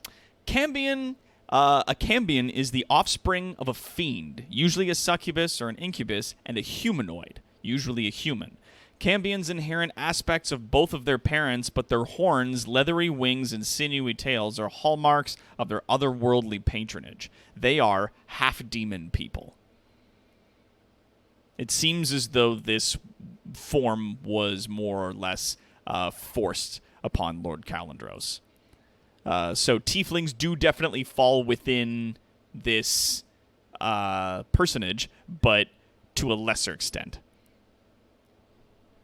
Okay. Cambions are fully half demons, whereas tieflings are like they have distant demonic ancestry. So, aside from Or that- how you otherwise, existed, aside from telling the adventurers to get good about adventuring, the only other solution we can really come up with is murder the Underlord. Indeed. That might be something that we can come back to, though I can put word to the ground that we really should be vetting people more, see if we can't turn their adventurous energy inward, in a sense, you know? See if we can get them all into contests of strength with each other instead of sending them out into the wastelands. Get some gambling going, maybe. See if we can't busy them, at least for a couple of months. Create a new standard of living and stop people from trading with each other, more or less, and sending out. So they'll still buy all their adventuring equipment and whatnot, but they'll be spending it on each other as opposed to running into the wasteland and tossing it away. Just pictured, Copper Shaw setting up a wooden board with a hand held out, saying, "You must be this strong to enter the wasteland." I just imagine that the Spy Network setting up a a casino, Club. like an underground casino. Yeah, like a brawler's arena of some kind. Smash Well, we should Bros. look on that. Fight Club. We Like- really should depart. Yep. All right. Well, I I am wish you going the to best of point luck out, then with what you're doing. It's ugly and I bad would- business what you're getting into. Taurend, I would like to remind you, some of us are burnt out on spells and need to rest before we head out into the wastes. I'm going to say you guys did get an extended rest. Oh, no, because it was like 20 minutes before they came and they got you. But yeah, no. I don't think they would have had time to clear the dungeon in in 20 minutes. You'd be surprised. They would have had like 40 minutes max since we left it. Or they had already started. Yeah, I was gonna say, like, they cleared the town, as Calendros had said, they cleared the town before they go into the sewers to finish cleaning them out. So you guys were hearing their combat above the sewers already before you guys made your way into the palace proper. By the time we got into the palace proper, they were probably already moving into the sewers, and we had already cleared out most of it. Fair enough. Coppershaw, do you mind if we rest here before we head out? Not at all. No, please feel free. It's nice to have the extra company for a change. Would anybody like any cheese? I never turned down cheese. There, She that's sells me the Cheese for everyone! Cheese for everyone. I kind of imagine Piffles getting bored with the discussions about, She zoned out a little bit, and then there was cheese. and then cheese. And she's just like, I never he- turned down cheese. I'm He very like curious about reaches my in between the wreckage of some of the barrels and pulls out like another sort of wrapped cloth package, puts it down on one of the tables, opens it up, and there is indeed some dried meats, and he takes a large block of cheese that he's got sitting there, breaks off a few pieces, and offers it out to anybody who would take it. Graciously, Why did I... The thing is, cheese. I had imagined a full-on cheese Sure. board. Much cheese. Oh no, it's not a cheese board, but it is Cheebs's. Cheese. Cheebs's cribs. Tries Cheebs. cheese and sits and noms it. Who eats the cheese? Oh no. Talrand does. I Tal- definitely ate that cheese. Talrand eats a bit of the cheese. Talrand, can you eat? Talrand puts doesn't even take off his mask, but takes a piece and puts it in his. It Cavity. rattles down inside like. I was gonna say, like, does it matter if he puts it in his mouth or his eye socket? Like, Rainer, Kaldaka, Caleb, NB, do you guys all have cheese? hells yes. I mean, after Piff Piff already was had... drooling the minute cheese was mentioned. So If- Piffles is down for the cheese. Does Caleb if- get in on the cheese? If Piff has already eaten a bite and has had no ill effects, then Drakyar will have a piece. Does Caleb grab some? Not this time. Okay. Does Sneck grabs cheese and tries it? All right. So Drakir's gonna wait. So then Kildaka, NB, roll me Constitution saves. God damn it. Of all of the rolls you wanted me to make. Right? Yep. See, this is why I waited. Sweet. Yeah, I don't have high constitution at all. Like I'm gonna get diarrhea, aren't I? Piffles. This cheese Yeah. is extremely stanky. Yay! I like stinky cheese. You get extremely stanky cheese breath. That's all. That'll keep the succubi away.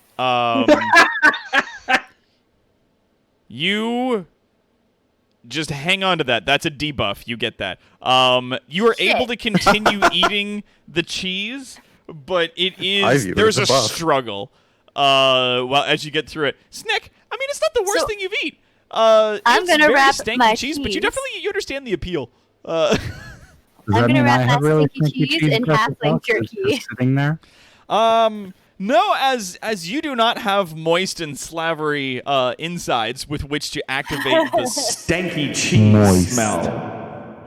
It just kind of sits there on like the soft pillow in amongst the other files of things you have The stored. in bees your now desk have cavity. stinky cheese breath. The bees now have the stanky cheese debuff. Yeah, go for it, Keldaka.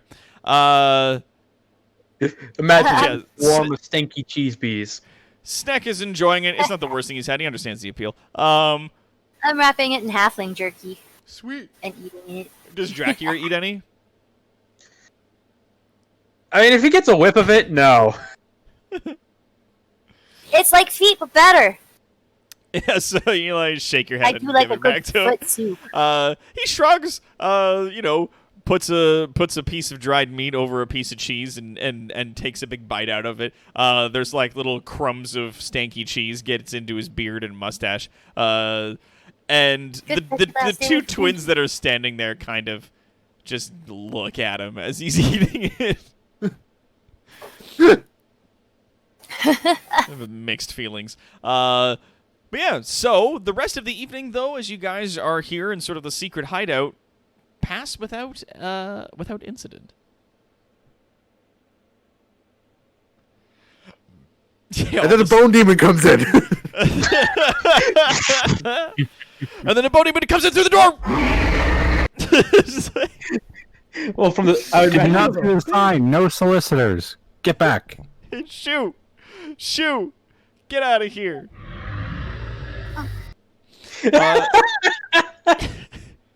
So yeah,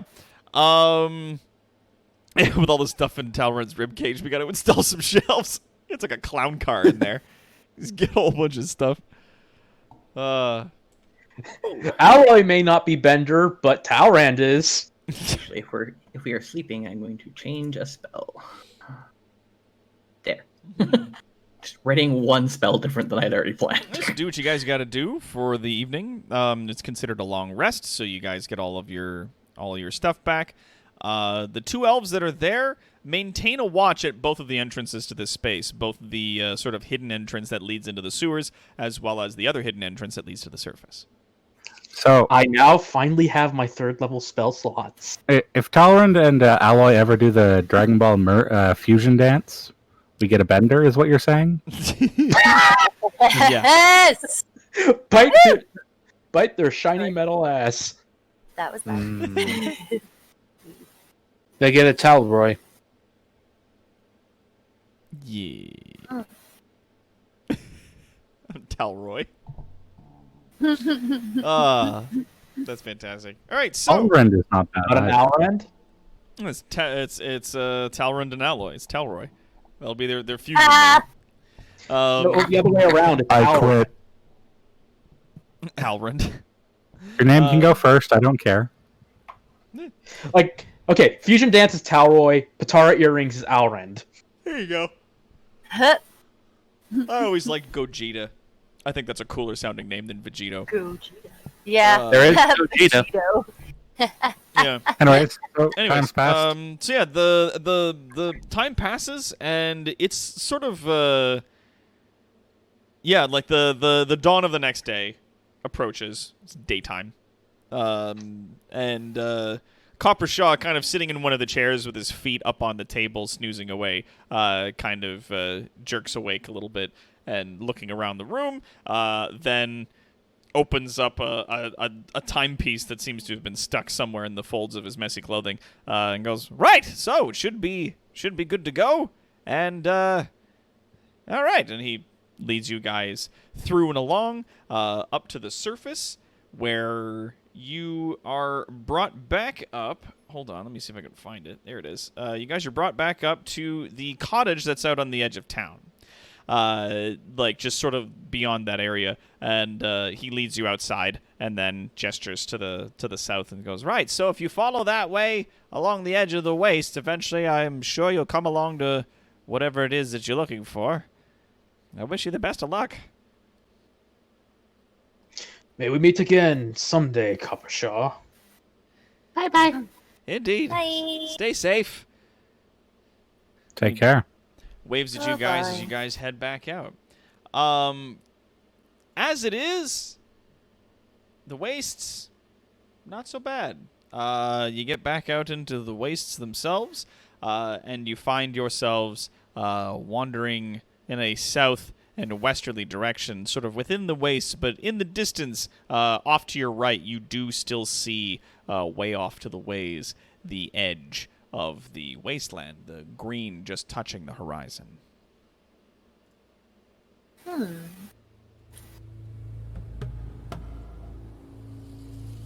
It's just a waste. Let's not linger here for long. Yeah. All right. Okay, so as you guys are going along, you do have a map, though it is not entirely exact. Let's get some perceptions from our trackerman. Not me. 1 second. Not it. Because you have like skills in this. But can said skills pay the bills? Who knows? Yes, apparently. Yep. Use passive 14 unless you specifically ask for a roll. That's fine. Goodness. Apparently not so much on mine, but You're a little distracted by the extra weight of all the dragon's fire that's in your chest. So I always recall the general layout. So yeah, so like you know the way that your guys are going. And as you're going along, Caleb is the first one to spot a particularly suspicious-looking set of rocks, like a small mountainous rock outcropping sticking out of the ground. I think this would be the time to cast Pass Without a Trace. Oh. Alright, with that, just raise my hand, just motion everyone to gather. Quickly before we do that, does it look like we are relatively close to this place? Yeah. I want to ritual cast that. On what? For the duration? Oh, you can sense the presence and location of poisons, poisonous creatures, and diseases within 30 feet of you. You can identify the kind of poison, poisonous creature, and disease in each case. The spell can penetrate most barriers. Moist barriers. So yeah, most moist. barriers blocked by at least 1 foot of stone, an inch of metal, and thin sheets of lead, 3 feet of wood and/or dirt. Do you stop to cast that? You do it as a ritual, so it's going to take you some time. 10 minutes, but it means that we can potentially get the advantage of knowing if, like, something poisonous, like one of the demons or something, is sneaking up on us. That's fair. I mean, it's only within 30 feet of you. If he's ritual casting, then on our ass. if he's ritual casting, then I'm taking the time to also ritual cast. Sure. Yeah, We're not even. I'm sorry. Are we within 30 feet of the barrier? Not yet. No. You guys are still a little ways off. You're like maybe about 2-3 minutes of walking. Yeah, but it's good to take the time to cast these now, where we won't be detected before getting up in there. Maybe like between 100 and 200 yards. But yeah, if you guys drop and do it here, then it'll give you an advantage for when you first enter the town. Yeah, it's 10 minutes of detecting magic and poisons. Like, all right, so unless anybody says anything or objects, I'm going to say you guys definitely drop down and ritual cast your spells. Halloran makes everyone aware that Pass Without a Trace has an hour time limit, and you can cast it twice in a day. So, okay, so we'll go quick. All right. So, as you guys finish casting your rituals, then yeah, for the next 10 minutes, starting at this point, Sneck, you can detect poisons and diseases, anything that is poisonous or diseasey within 30 feet of you, and then Drac here, similarly, you can detect magic. Do you cast Pass Without a Trace, Esteban? Does Talron do that? If I was to estimate how close we are to it, how close would you say? About 150 yards or so. 150 meters. Like, you're about a football field and a half away. So a couple minutes walk from it. Yeah, it's like 2 minutes walk. Maybe Okay, 3. yeah. If you guys are, I wasn't certain if we were seeing this mountain on the horizon or if we were right next to it, which is... You're like semi-close. Like, it's about a block and a half from you. Oh dang, where'd this mountain come from? Shazam. Yeah, so you cast your spells, and you guys now have that additional bonus. What's nice is that the ashes from burned leaf of mistletoe and the sprig of spruce do not get used up. They're just components that you need to do. Because it doesn't specifically indicate that it consumes it. It only uses up the components if it says so. Yeah, if it specifically indicates that it's consumed upon its casting. In which case, in this case, it is not. So much nicer. You all have a plus 10 bonus to your dexterity stealth checks. So if you guys are sneaking towards the mountain, let's see those stealth checks. Alright, let me check disadvantage. And then we'll just add 10 to whichever one you guys got.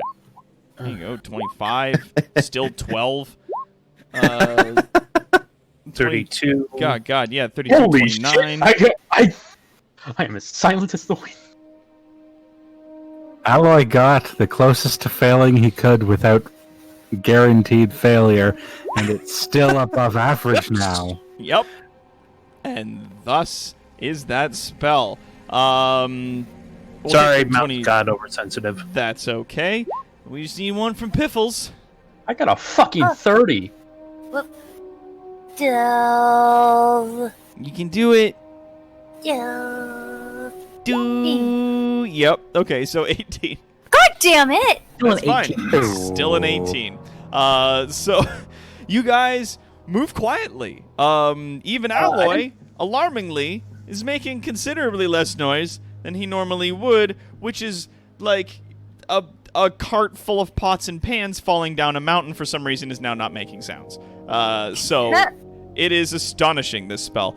As you guys approach this this mountain, you can feel in do you have the parchment in hand, or do you have it somewhere else? I would have it in hand. Okay, so as you have it in hand, and you get closer and closer to this mountain, it starts to glow that faint and dull, sort of deep red color again.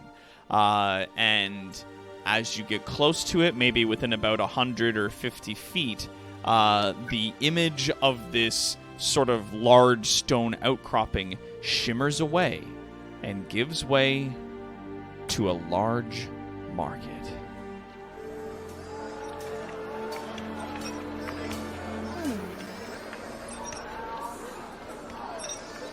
The sounds of the market suddenly fill your senses, and inside the large palisade, the stone walls that surround the area, you can hear, and in some cases even smell, the markets themselves. At the center of this area, because there's a lot of tents and whatnot surrounding the area, and at the center of the area is a very large structure.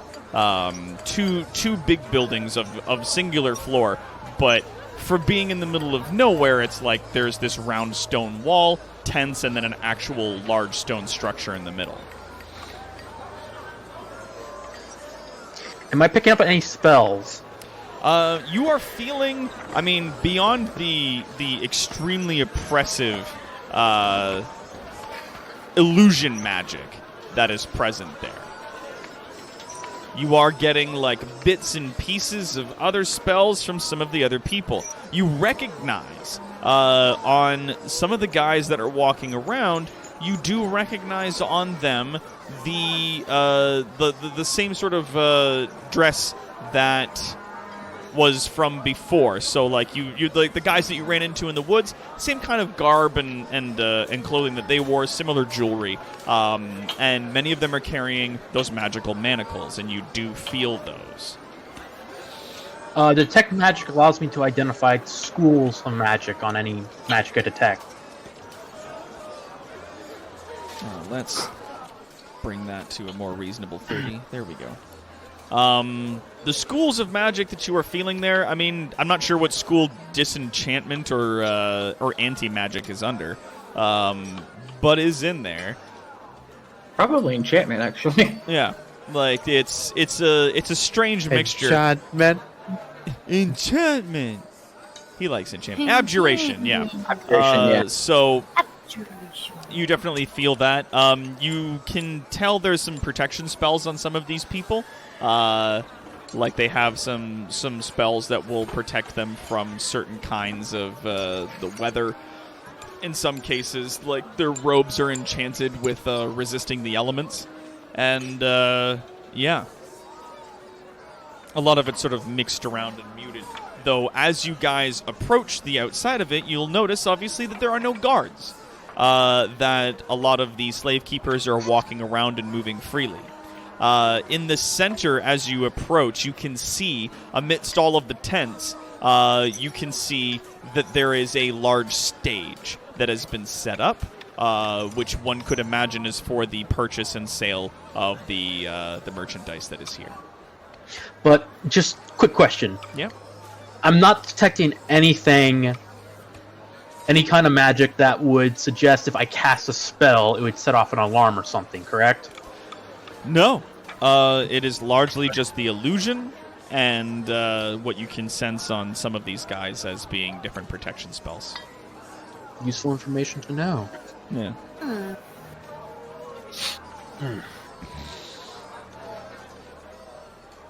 Oh, I also make sure to let everyone else know this information.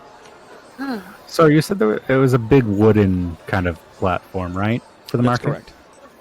It's a large wooden platform in the center. There's like a circle clearing around it where people can stand and make bids. And there are a large collection of tents surrounding that area. All of the tents are of different extravagant colors. And the cloth and wood that hold them up obviously have been painted and designed to be of certain tribes or different people that make these sales. At present, there are no slaves in the market. There's just people walking around about their business. I'm not doing anything, I'm just saying this, but the best thing about being in a desert, all the cloth and wood are remarkably dry. I was perhaps thinking we might need a distraction at some point. We were thinking along the same lines. But we want to be careful with the tents. For any of the ones that we can't see in, we have no idea whether or not there is merchandise bought and or being brought, being squirreled away there by their inhabitants. Have you guys come into the town yet? I do not believe so. All right, yeah, because as you guys are kind of standing around the outside, like from what you can see, at least from the front gate looking in, there are a lot of individuals walking around of different sizes and shapes. Almost all of them have themselves covered in some fashion or another. They have their faces covered and wrapped. Many of them also wear sort of like turban-esque wraps on the tops of their heads to cover themselves up. They also wear like gloves and things, not dissimilar to the way some of you have chosen to obfuscate yourselves. Wow, don't at me.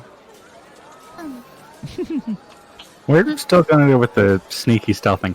So, we should move in expeditiously. All right. As you guys are moving along, you definitely like sort of squeeze in along one of the sort of gateway that again doesn't seem to have any guards at it. Whoever these people are, they seem confident in the illusion that will keep their market a secret. Though there is one gentleman leaning against one of the tent posts inside as you guys enter, does take notice of Alloy, but doesn't seem to do or say anything. He just notices him, and then, by extension, some of the rest of your group. We're at the Black Underground Market. People trying to sneak in and not be known is probably relatively common. Yeah, he just kind of sees you guys. He's just like, okay. Like, he doesn't react or do or say anything. Where do you guys go? Like, what do you do? Unless they try to get a lay of the land, see as much as we can without being called out. We've got less than an hour. Do we want to reconnaissance and pull out and try again later? You know what? I'm gonna do something that might not be, shall we say, the smartest move. I'm going to, now hear me out. Odds are maybe someone's tried to steal from this place. I want to take a look. I want to take a look and see around if there's any sort of graffiti written anywhere in Thieves' Cant. Give me a perception. Good shit. Percepciones. Percepciones, go. Yeah, it's not the best. Looking around for symbols in Thieves' Cant, you don't see anything on any of the tents, obviously. There's nothing sort of like painted or written anywhere. But on the large stone building that is into, like, not in the center, but to one side of the center, the larger stone building in the back there. The rest of these stone buildings you just ignore. It's tents. You do see a symbol that appears to have been... Whoops. That's my bad. That's my bad. Sorry about that. You see a symbol that appears to have been etched on the side of the building that says entrance on one of the walls. You see it at the distance. It's actually quite large, but who would know? Alright, turn to the rest of the group. How do you want to play this? We should clearly start for quiet, unlocking and/or freeing people as quietly as possible. Keep them in their cells until we need to locate every slave before we have to locate every slave before we actually start opening cells. That's not feasible. If we start unlocking and/or locating, we can ask them if they've seen anyone who is more capable of fighting, because there's some of our kin who are much better, who are quite capable of fighting. They're hunting beings like werebears, after all. Alright, well, in that case, I'm just going to say, well, I don't know about the rest of you, but... And he just points to the building. I think that's a good place to start. Yes, the big building where we were told all the slaves were. Or at least most of them. I'm just saying we do not start unlocking cages or such until we're ready to go loud. Hey, relax. I'm not saying we go loud. If we wait until we're ready, we aren't ready to go loud until they are already unlocked.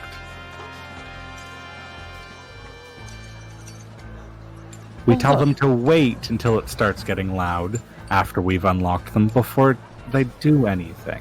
Well, obviously. Snack thinks maybe we should wait until it's dark before we start trying to unlock cages in case somebody notices. Well, if the cages are going to be indoors inside the building, from what we were told. Yeah, but most people sleep at night. Yes, but also during the day, a large number of people are probably going to be outside running the market. What time of day is it? It's a little past noon. Little past noon. Okay. Alright, So, reconnaissance for now is what you're saying. Yeah. reconnaissance. In the meantime, find an empty building, hide out, and when the sun goes down, we'll reappear, wreak some havoc. How's that sound? Snack likes his plan. Find an empty building or exit the town. Hey. Yeah, exit the town for, a little bit might make better sense. Well, I mean, come on, it's a slave market. There's got to be empty buildings somewhere. Well, there's the big building and then there's tents. The tents have presumably all been set up by someone in particular. I mean, that's what we've been told so far. DM! Yes. Are there other buildings outside other than the big building? No. There's just the large stone building that's sort of off to one side. The clearing in the middle that has the staging area in the middle for bidding, and then all of the tents that surround it. It's a slave market, not a city, so. Yeah, it's somewhere between like a town and a full-on slave market. I thought it was built on ruins. No, surprisingly not. Oh. Why don't we So, go check out the slave market and, see maybe how they store slaves, where they store slaves? How does this work? well, we know they store slaves in the building, underground. Remember we had That's what Calendros told us.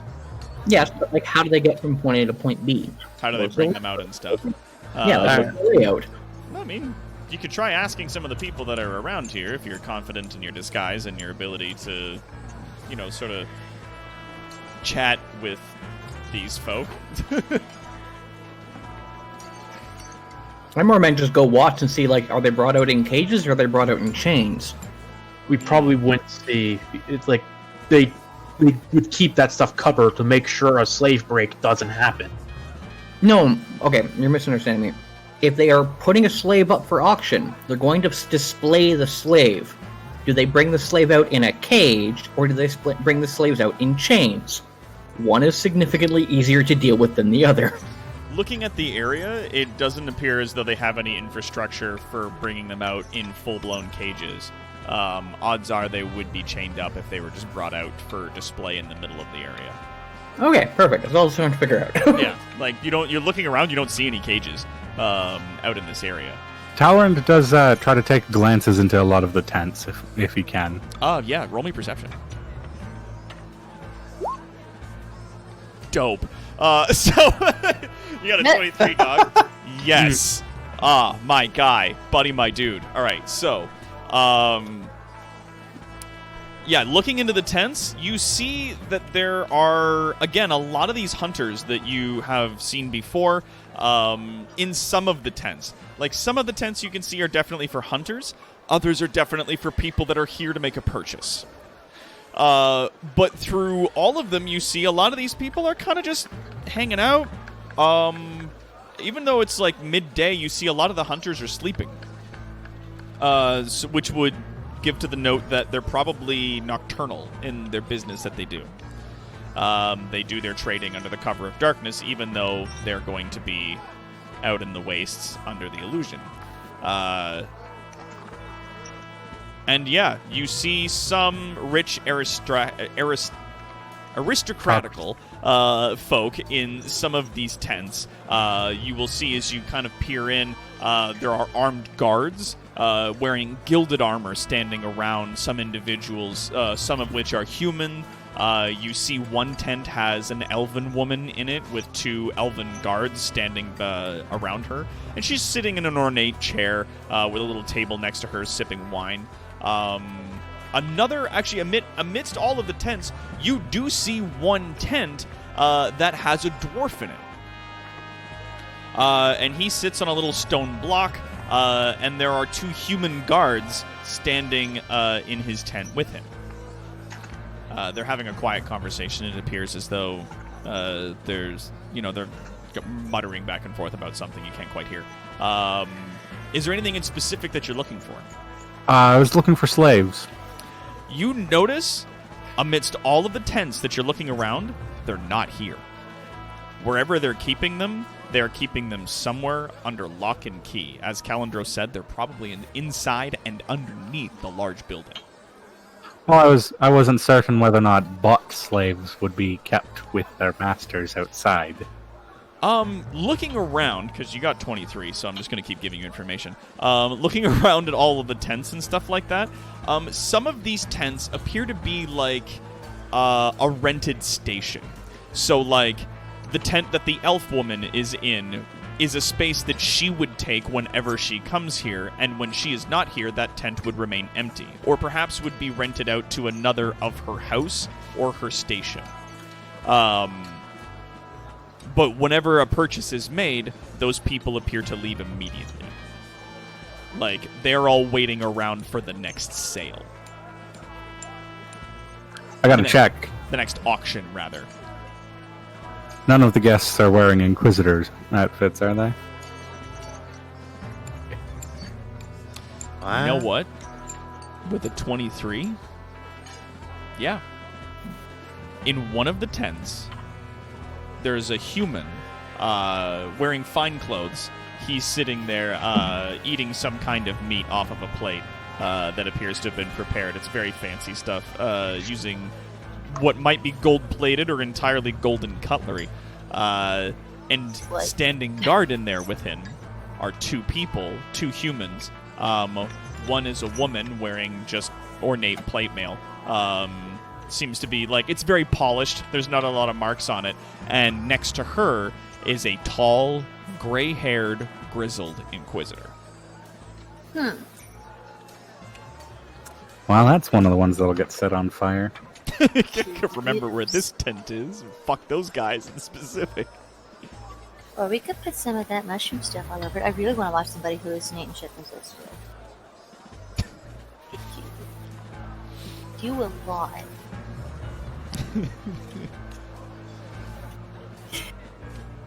How much of the brown got- alert still have?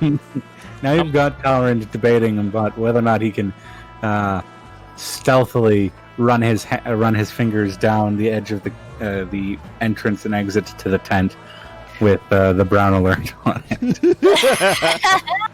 Because that'll proxy contact. Somebody grabs it to walk out, and then they have a bad day. Yeah, you could stink bomb somebody Very pretty bad bad. with that.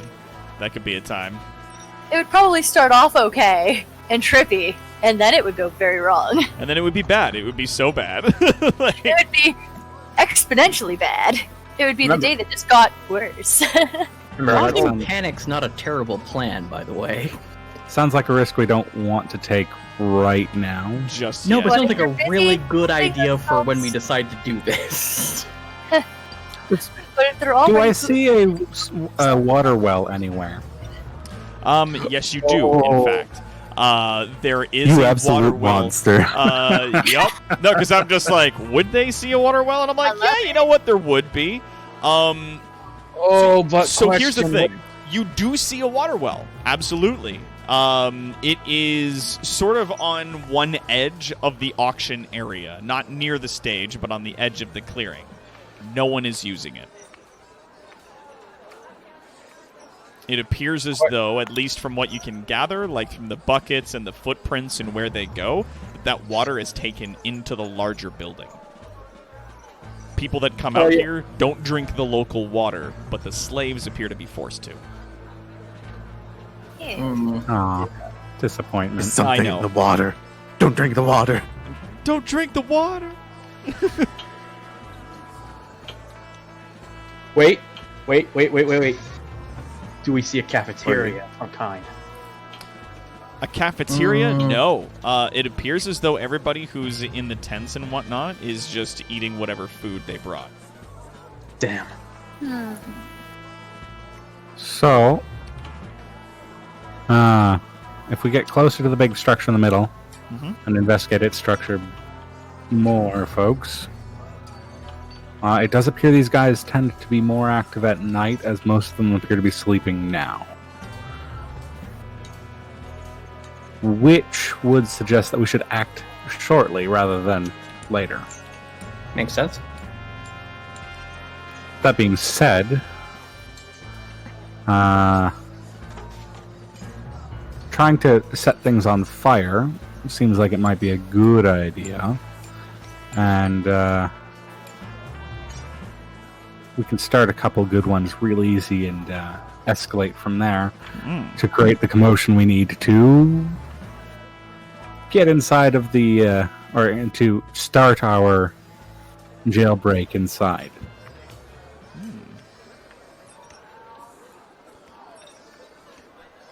So the plan is to set fires out here, and then when you're inside, and then get inside the building and start trying to, find where they're keeping people. Well, we wanted to, as Tonin was suggesting, we take a closer look at the building beforehand Okay. to But see sooner if we rather can, than later. Yeah. Yeah. Okay. But get a good idea of the layout of the building, and then start the party. All right. So I'm gonna let you guys. Do you guys want to carry your stealth, or do you guys want to try and for another one? I'm good for carrying. I mean, I wouldn't mind trying again. I would. I mean, you literally cannot get worse. No, I mean, he I can get could. worse. Talron's spell is still hanging on. A lot of the detect poison Okay. and detect magic spells got maybe about a minute or two left in them, each.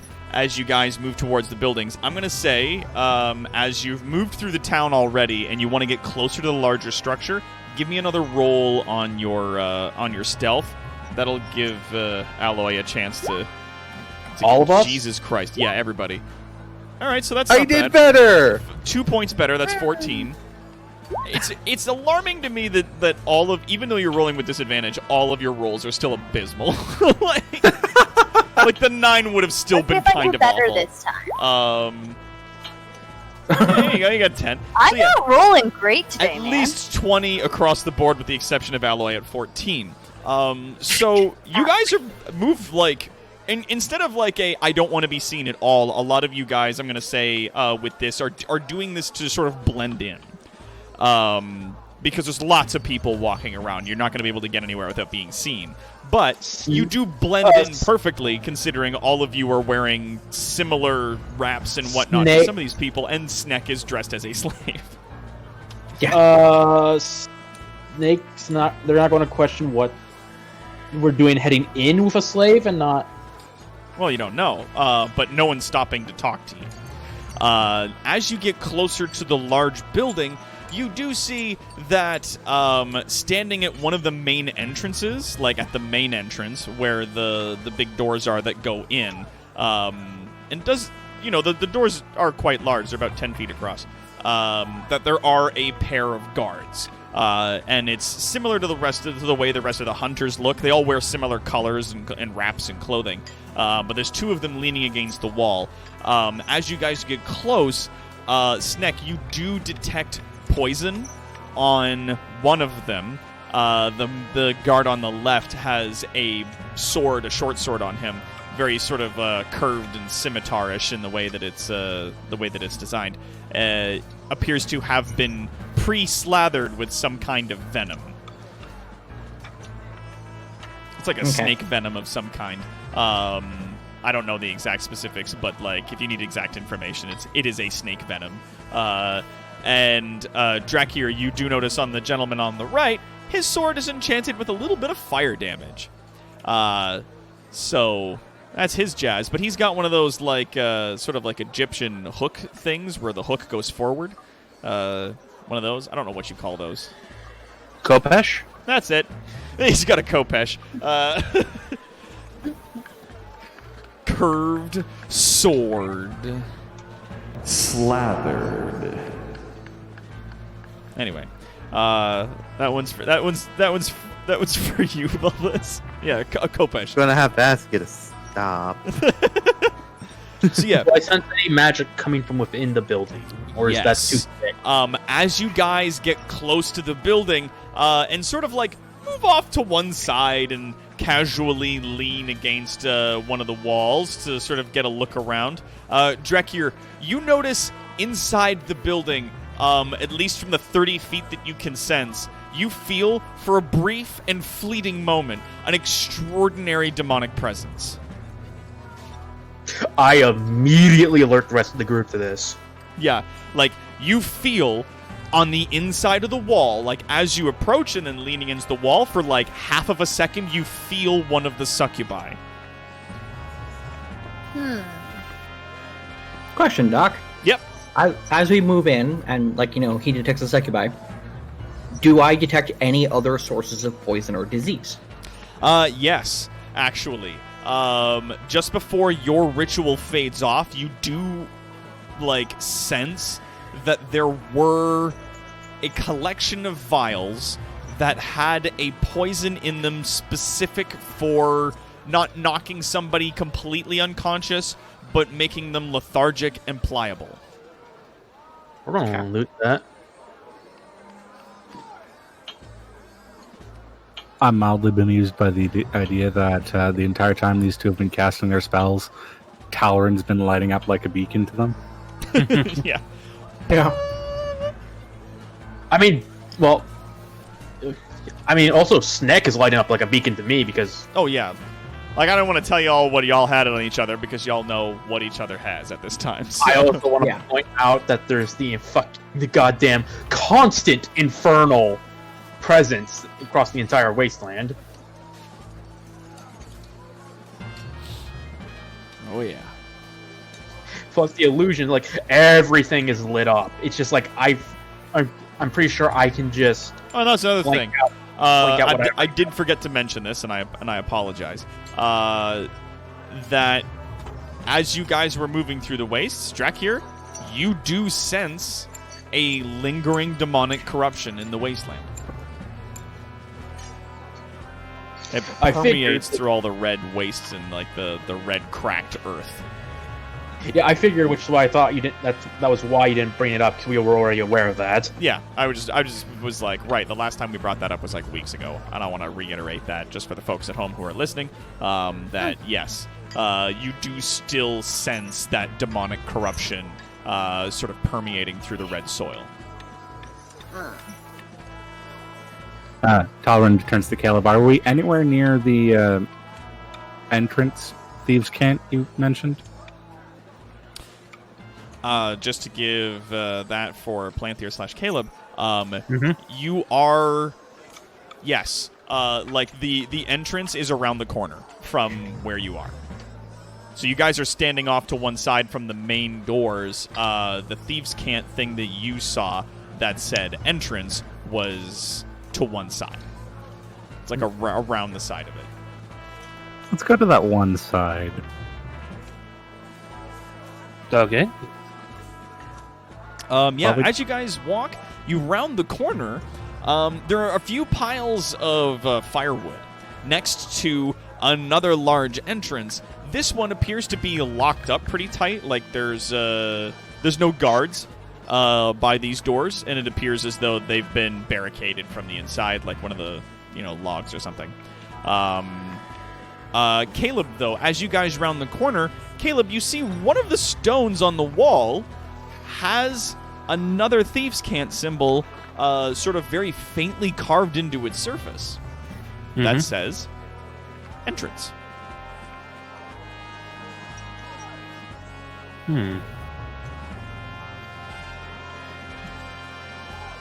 And Stone. all right, and you said it wasn't anywhere near like a doorway or anything. It's just like a solid flat wall. Yeah, it's just a flat stone wall, and one of the stones in the wall has this symbol sort of lightly carved into its surface. You almost wouldn't notice it otherwise. It just looks like graffiti. And where you're standing right now, the guards at the front door can't see you because you're just around the corner. All right, everyone else nearby? No. Most of the people that you can see are in the market area, like in and around their tents and stuff. None of them are paying you guys any attention. I meant the party. Oh, does the rest of the party, do you guys come around the corner? Yeah. Yeah. I wandered off ages ago. Everyone is within No, I'm 30 sorry. feet of me. All right.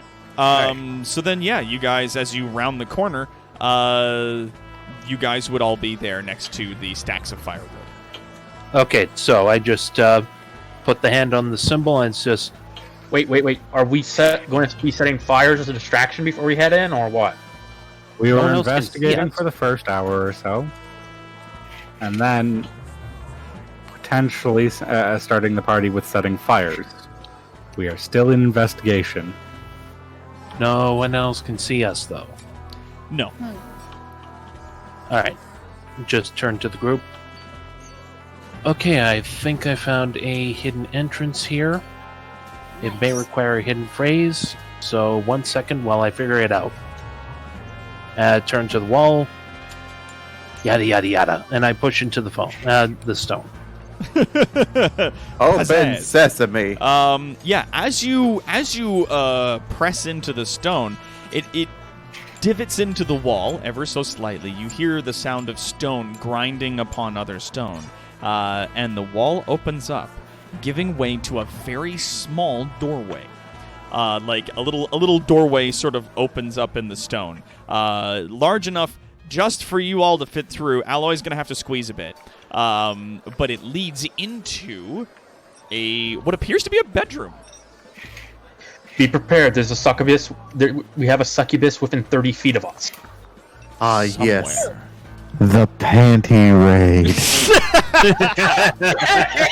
Yes! All right, so I'm gonna bring you guys into the map that we've got set up here, so that you guys can all see what's going on. It is in I'm the blind. bottom left of the corner that you can see here. Oh, I can see.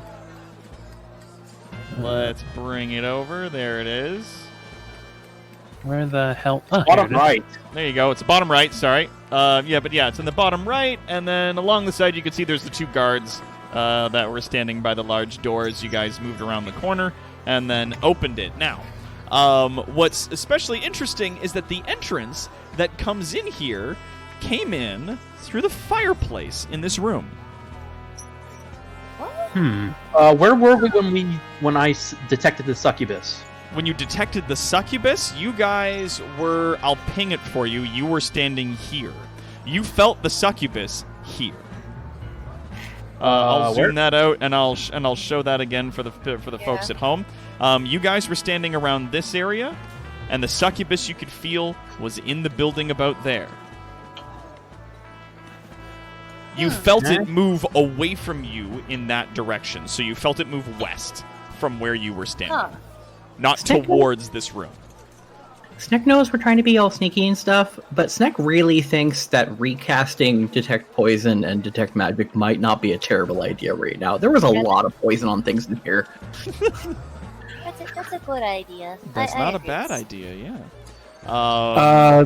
They ran out just before we got here. Do we have like 35 minutes left on my thing, or About, yeah.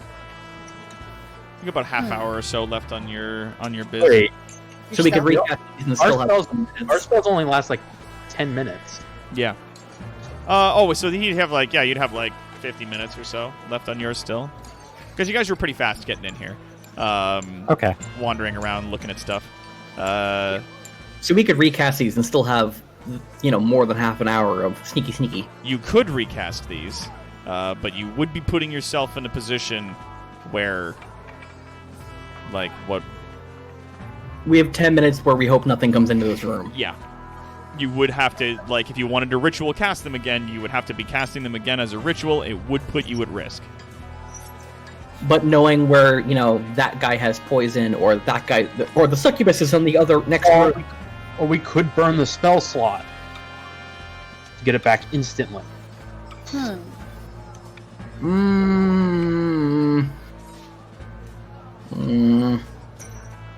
They're both first level spells, are they not? Yeah. That shows most of my healing. I was about to say, just burn a spell spot. But then I realized you guys aren't wizards. No. Yeah. I'm used to playing as a wizard where it's like, you get 50 spell slots.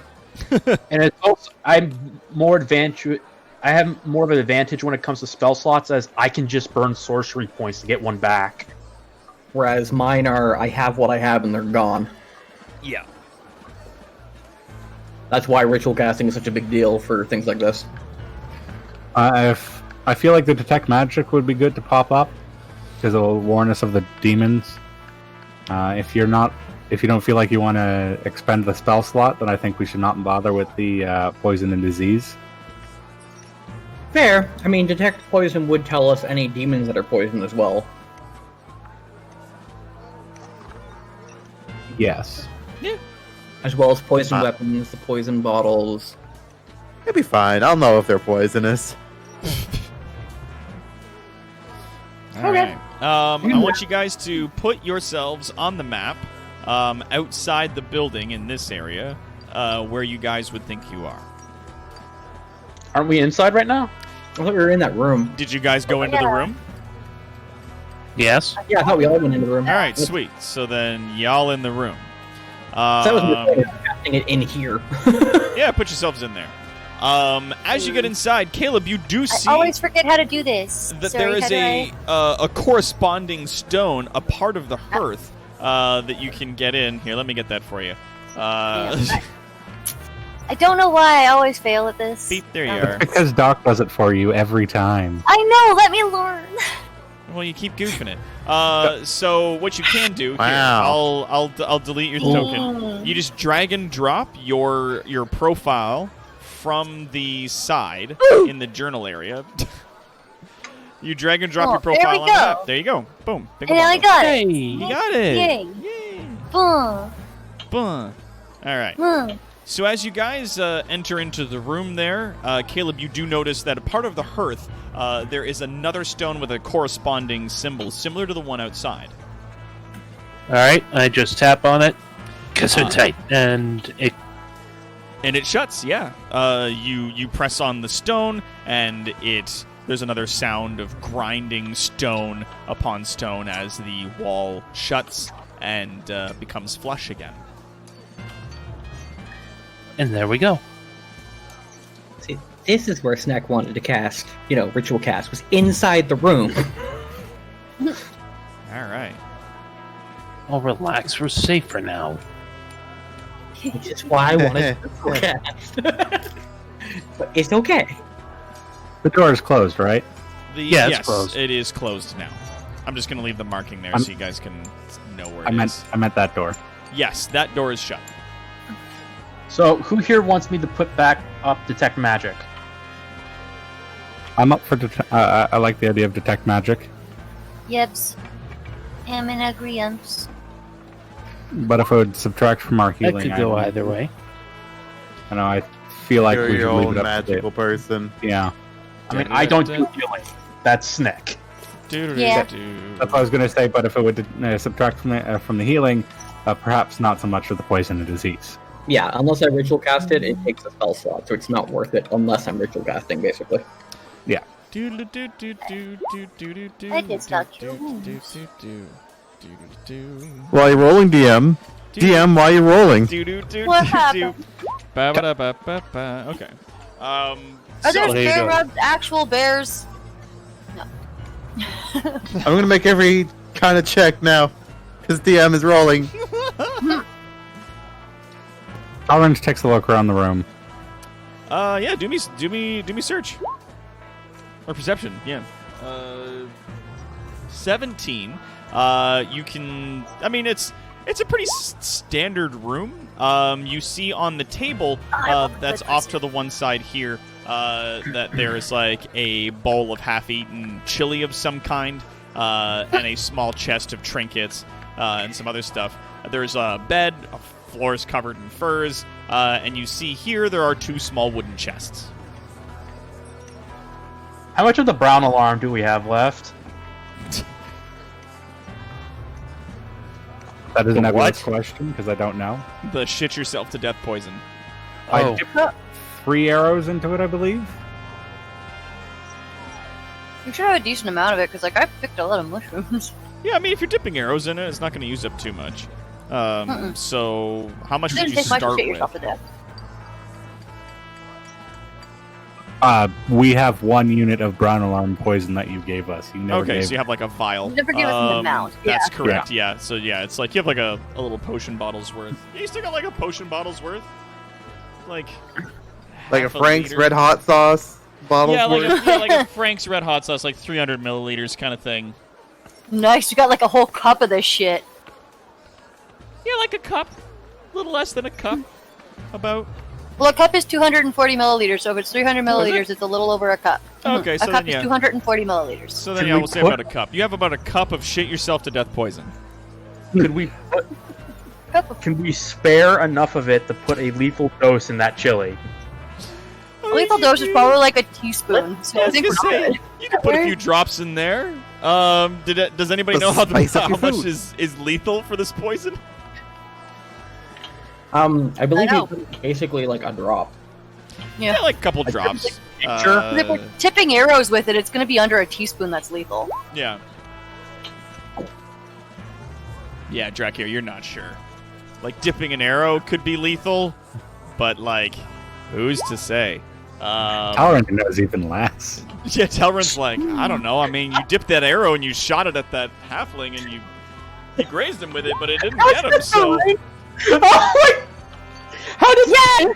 No, the mushrooms. Piffles, astonishingly, That's you've been zero listening to a lot of intelligence, true crime podcasts, and for some reason you have now a strange notion of exactly how much shit yourself to death poison is required in order to cause someone to shit themselves to death.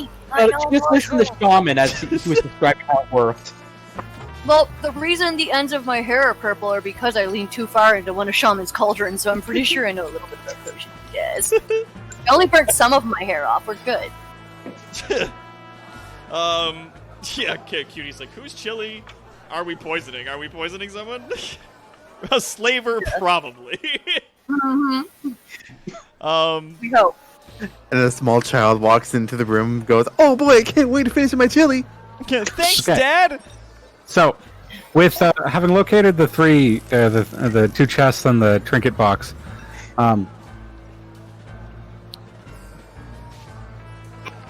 Talrand goes to the door and tries to see if he can look through cracks around it to see if there's anybody in the hallway beyond it or get an idea what's there. So you move up to the door, like, up here? Yes. In that area? Cool. Yeah, let me just zoom on in here, give you guys an accurate idea as to what we're going to be looking at. Whoops. There's another Piffles icon out there for some reason. All right, reveal area. You don't see too much because you're looking through the door through a crack, but you do see about that much. Oh my god, I just had an idea. There's another Piffles token. It's Piff's evil twin. What? So looking through the crack in the door, you do kind of gaze around. You see a couple of barrels on their sides. You see some sort of like a cafeteria area, more or less. Another large hearth, some stacked wood, and a few large pots. This one that's over here, whoops, it's not letting me do the thing. Here we go. This one is filled with a similar bubbling chili and or stew that you see in a lot of the bowls on the table, and similarly to the one that's on the table behind you guys. Sitting on the room, though, where did that put that guy? That's fucking strange. You guys see, sitting here, there are a couple of slavers having conversation.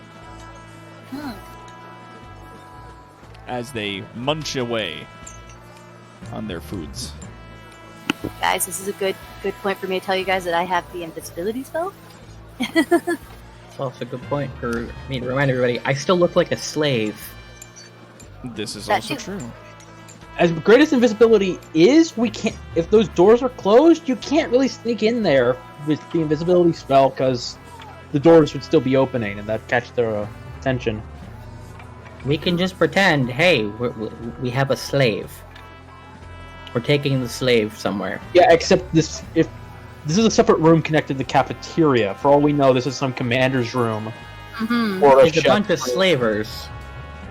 There are chests and trinkets. We came in through a secret entrance that they might not even know about. If they call us on it, we blow them up. Alright, got an idea. Checking the two chests. Are they trapped at all? Or locked or anything? Roll me. It's a perception. This is a bit of perception. Pizzazz. Yeah, looking around at the two chests that are there, they don't appear to be trapped. They are locked. Okay. Good, I'm gonna unlock them with, Lockpicking. Yeah. Your locky picky biz. Okay, so if I click on my the thieves tools, I get what? Input value attribute. What the fuck? Did it go weird? You never little? assign- Isn't you it never just a dex assign check? ability- You never assigned an ability score to your thieves' tools. Isn't it just sleight of hand with advantage if you're using these tools? No, it's like thieves' tools basically allow you to use your proficiency bonus on an ability score that does not normally have a check. The skill associated with it.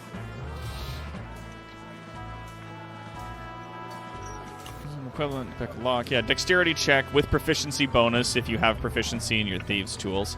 And yeah, so it's just So it's just dex plus proficiency. Yep, it's dex plus proficiency if you have proficiency in your tools.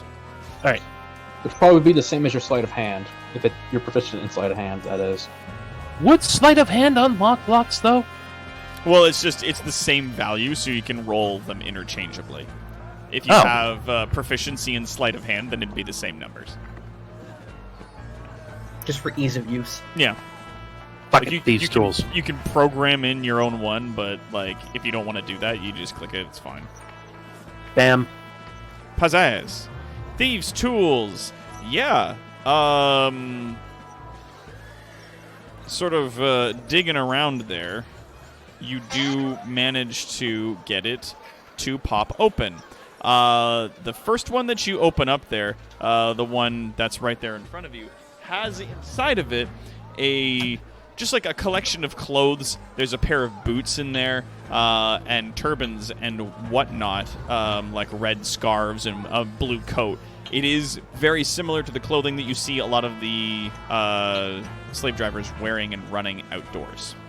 Okay, and for the second one, give you another check. Yes. Bam. Pizzazz, yeah. This one definitely was a more sophisticated lock. Talron's just like, well, moves right over to the chili. Fuck this guy. You open up the second chest. You see inside of it a collection of baubles and trinkets and odds and ends. There's a collection of gold in there, roughly in the amount of between about 150, 200 pieces. It's hard to tell because, you're just at a glance. But yeah, there's like a few gems in there and like a jug that appears to be made somewhat of gold and like a gilded goblet and a couple other things. Oh, damn. Snack quotes, we come back for this, but we don't need to take the time to get it now. Alan was checking out the chest of trinkets on the desk. Yep. It is locked. Well then. You mean to do the thing? No, I'm good.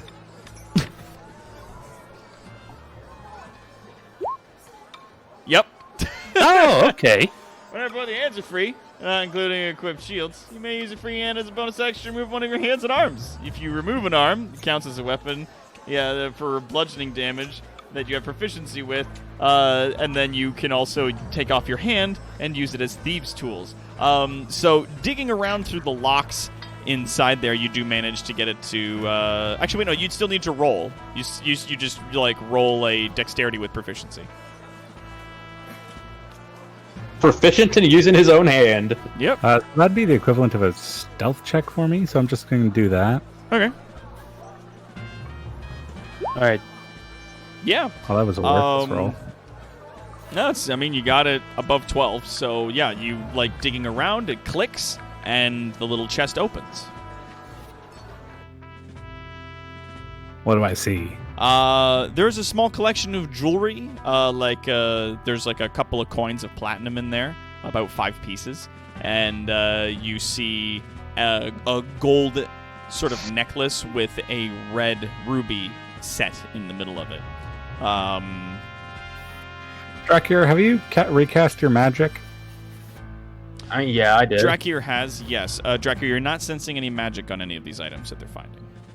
They're not enchanted. It seemed like a legitimate question. Yep. Well, this feels like something we should loot later. Given the fact that it would appear that we have no option other than to create a distraction outside, or try to sneak by guys in the next room, which isn't going to work. How are you so certain? Again, invisible. If there's any holes or It- things. Doesn't matter if you're invisible when they're going to be alerted as soon as we open the door. That's what I'm saying, if there's other ways to sneak, because we snuck in through the fireplace. But we have no other leads for places to sneak in at this point. Ah. You could look around it. Sorry, I'm just seeing the Kaldaka's note earlier. It's Piffle's evil twin, Selfip. So fit!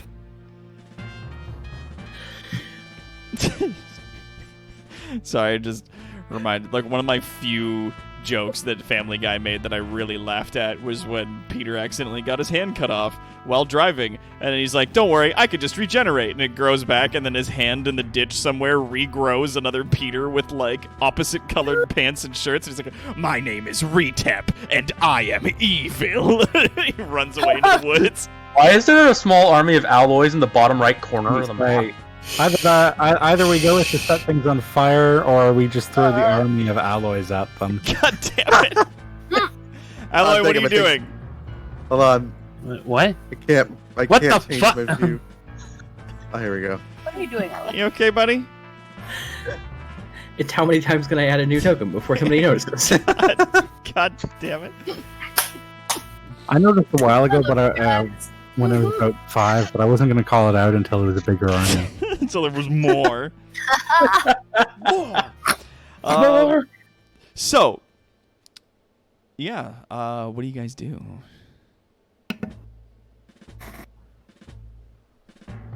Anybody else have thoughts, plans?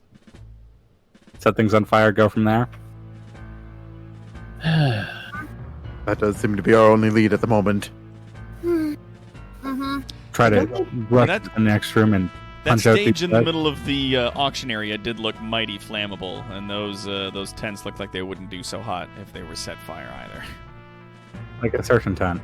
If we're gonna do the whole set fire thing, we probably shouldn't all go all at once, because some of us aren't so good at being as sneaky at setting fires and not getting noticed. From this corner of the building, like if you stepped right outside the hidden sort of wall door that goes through the hearth in this room. Just a heads up, I'm not casting. I'm using this as an example. No, of course. You would have, from just standing outside the wall, you would be within throwing distance of some of the tents as well as the central area. That's a good plan. Just step out, huck fire, step back in. We even have potions specifically for setting things on fire. Really hard to put out fire. Use one of them, just one, to cause a ton of fire that's incredibly hard to deal with. Is it the tent that I marked that we're nearby? Like, could I wing it?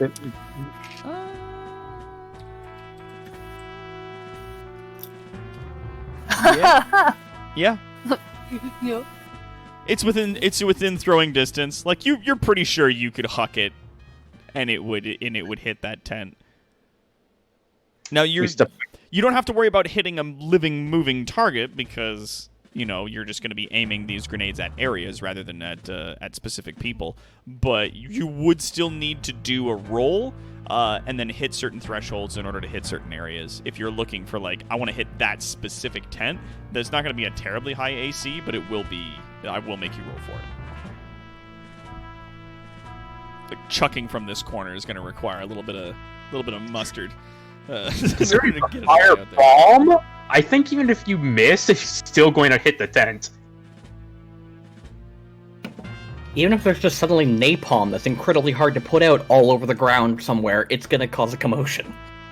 Oh yes. Oh, Talron wants to hit a specific tent because... Yeah, I'm just saying, even if he misses, it's still going to get the desired effect in the long run. True. Fire spread. So I think we step back outside. Not even we, just I was about to say, just Talrin.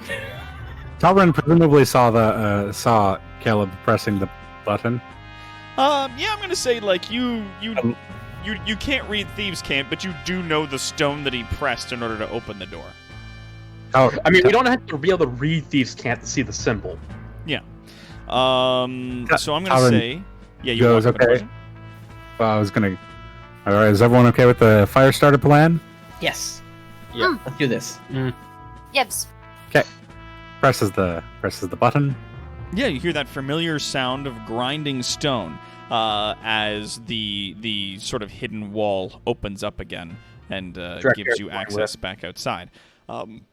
You looking outside, you once again you see the market that's out there. If you want to maintain your stealth so that people don't see you do this as you whip these bombs, then I would say roll for a stealth check. Your pass without trace thing is still active. Yeah, so the question is, folks, how many do we want to throw? One. Just one. Just One's one? plenty. Well, The reason I'm going with is I have Firebolt. That's 2d10 fire damage that has the ability to set things on fire. Also makes you very noticeable if you sit there and cast a spell. Just throw. Okay, if you don't want to throw more than one, throw two, but throw them in different directions. Yes. I was gonna say you could hit one on the main central area, and then like two into the tents, one specifically at the tent you were looking at. Would you think cause sufficient chaos? Lots of commotion. Would I reroll stealth to just walk out and place the things place them by the targets I want to set on fire? Oh, I know what you're doing. Oh, so you're gonna move out and you're gonna set them at places and then shoot them? Yeah. I'm gonna say that you know that if you do that, they will go off and it will still create an area of fire, but the explosion won't be as big as if you threw them. Oh. It's very much like a Molotov cocktail. If you shot it, it would still catch fire, but throwing it is what gives it that oomph. It causes the chemical to spread. Yeah. It's the splash on impact that allows it to really, really saturate the area. Okay. Gonna try to attack, throw two. Okay. Aiming for the tents. Start a ruckus. The tent, one for the platform. All right. Less vocal components to it. Okay. All right. So I'm gonna say nice. Oh yeah. So yeah, you are like 36. you are very well hidden there. Then to throw an improvised weapon and/or a grenade, what roll would that be? It's dexterity, but it's with stuff. What, dex with disadvantage? Oh no. Rules for throwing things at enemies in 5th edition. Yeah, you know what? I'm just gonna say, roll me a dex. I'm not gonna say with disadvantage because it's an intended to be thrown weapon. It's not like you're throwing a chair. Oh, true. Yeah, true. It's like if you're throwing an improvised weapon like a chair, like that's disadvantage, unless you have specific feats that allow you to whip shit. Sweet Jesus H Christ! All right, cool. Very cool. You throw these things. And as they sail through the air, no one seems to take notice because it's the middle of the day. So they don't see these glowing orange glass orbs sailing through the air. But then immediately, the first one. Did you throw the first one at the tent or the auction stage? The tent. Yeah. So the first one collides with the post at the top of the tent. And immediately explodes into a ton of fire, coating the entirety of the outside of the tent, splashing even onto some of the tents nearby. The second one lands dead center in the middle of the staging area. Again, spreading fire pretty evenly right across the wooden staging auction space in the middle of that area. Catching fire both of those areas very thoroughly. You see, as you're there, right before you duck back inside, the individuals who were in the tent you were aiming for running out. the woman who was a guard holding up her shield, which appears to erect a small magical barrier around her, shielding her and her patron from the flames as they exit the tent, the three of them. Immediately, like, a lot of the hunters and people are being roused. People start screaming that there's fire. Everybody starts freaking out and running in a pile of different directions. There's people, like, running around. There's no water anywhere that people can really go and get beyond, like, a few buckets that are here and there. Clearly not enough to put out napalm. So there's a lot of chaos. What you do see is all the people that aren't hunters, the people that are prospective buyers, calmly get to their feet, get their things, and leave. Like, these people immediately get their shit and fuck off. Like, they don't say anything, they don't panic or scream, they just calmly get up and boogie.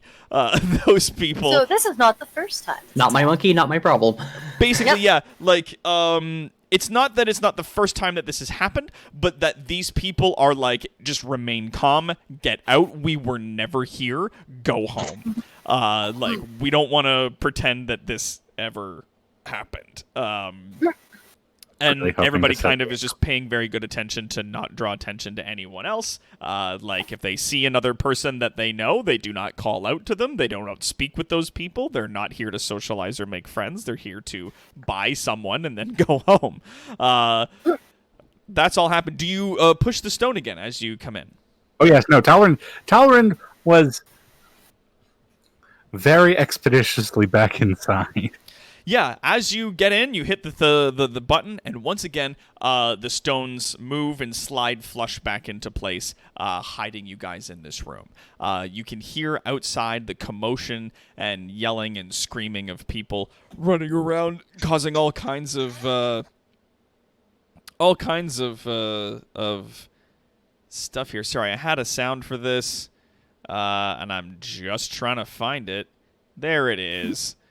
This one. We'll turn that down a little bit because it's a bit extreme. There's a bunch of fire outside.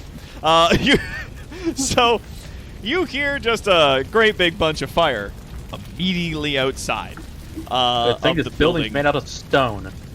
Yep. So all of those tents, the fire appears to be catching to other things, or at least that's what it sounds like. You hear a lot of people screaming and yelling, and there is just a lot of chaos and commotion. And at that, ladies and gentlemen, we'll call it.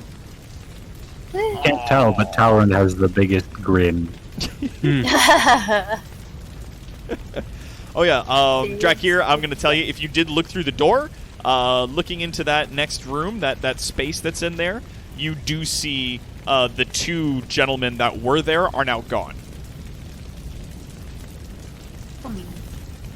Including as well the two gentlemen who were at the front area.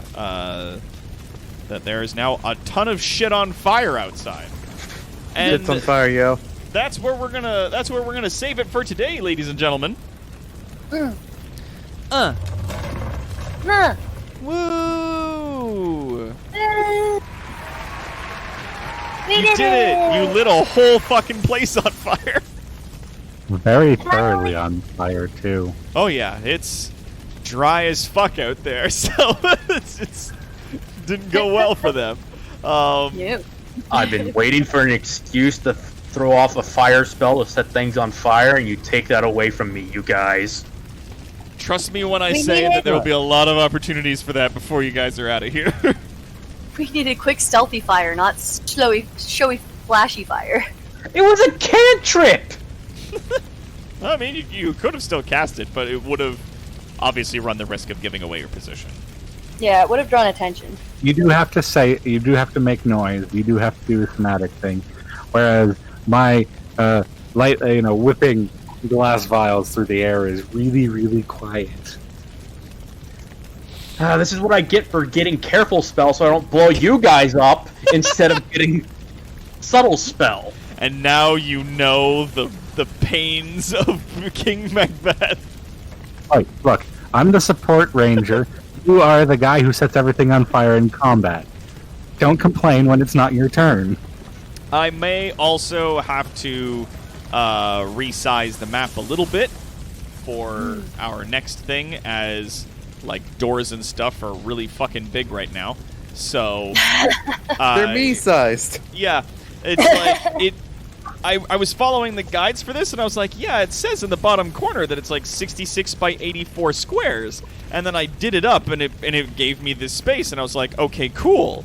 But then I read the title, and it's like, yeah, this is a base that belongs to fire giants. And I was like, oh, that's why all the doors are huge. So like, we're still gonna use this for next time, but definitely gonna need to resize it. Yeah. I'm gonna need to resize this map and the next map for next time. But there it is. Let's just turn the fire sounds off. But congratulations, everybody! We made it into the markets, and we've successfully gotten into this building and also lit a whole bunch of shit on fire. Doing the self-styled King of Fire. Very proud. Somewhere in another dimension, a smoldering tear comes to his eye. All right, and now, really quick, I want to talk about our Regaful, ladies and gentlemen. We have this wonderful game. That is... Unit Charlie Bravo, you are clear to engage. Yeah, let's do it! Skulls of the Shogun. This game's boring. Yeah.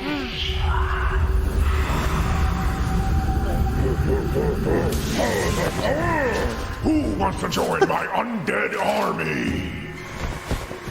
Then die! Oh my fucking god. Now crush your enemies! Well, this is fucking ridiculous. So, what the Madness. It's a turn-based combat game involving undeath. Let's get some kids on it. and apparently involving Yeah.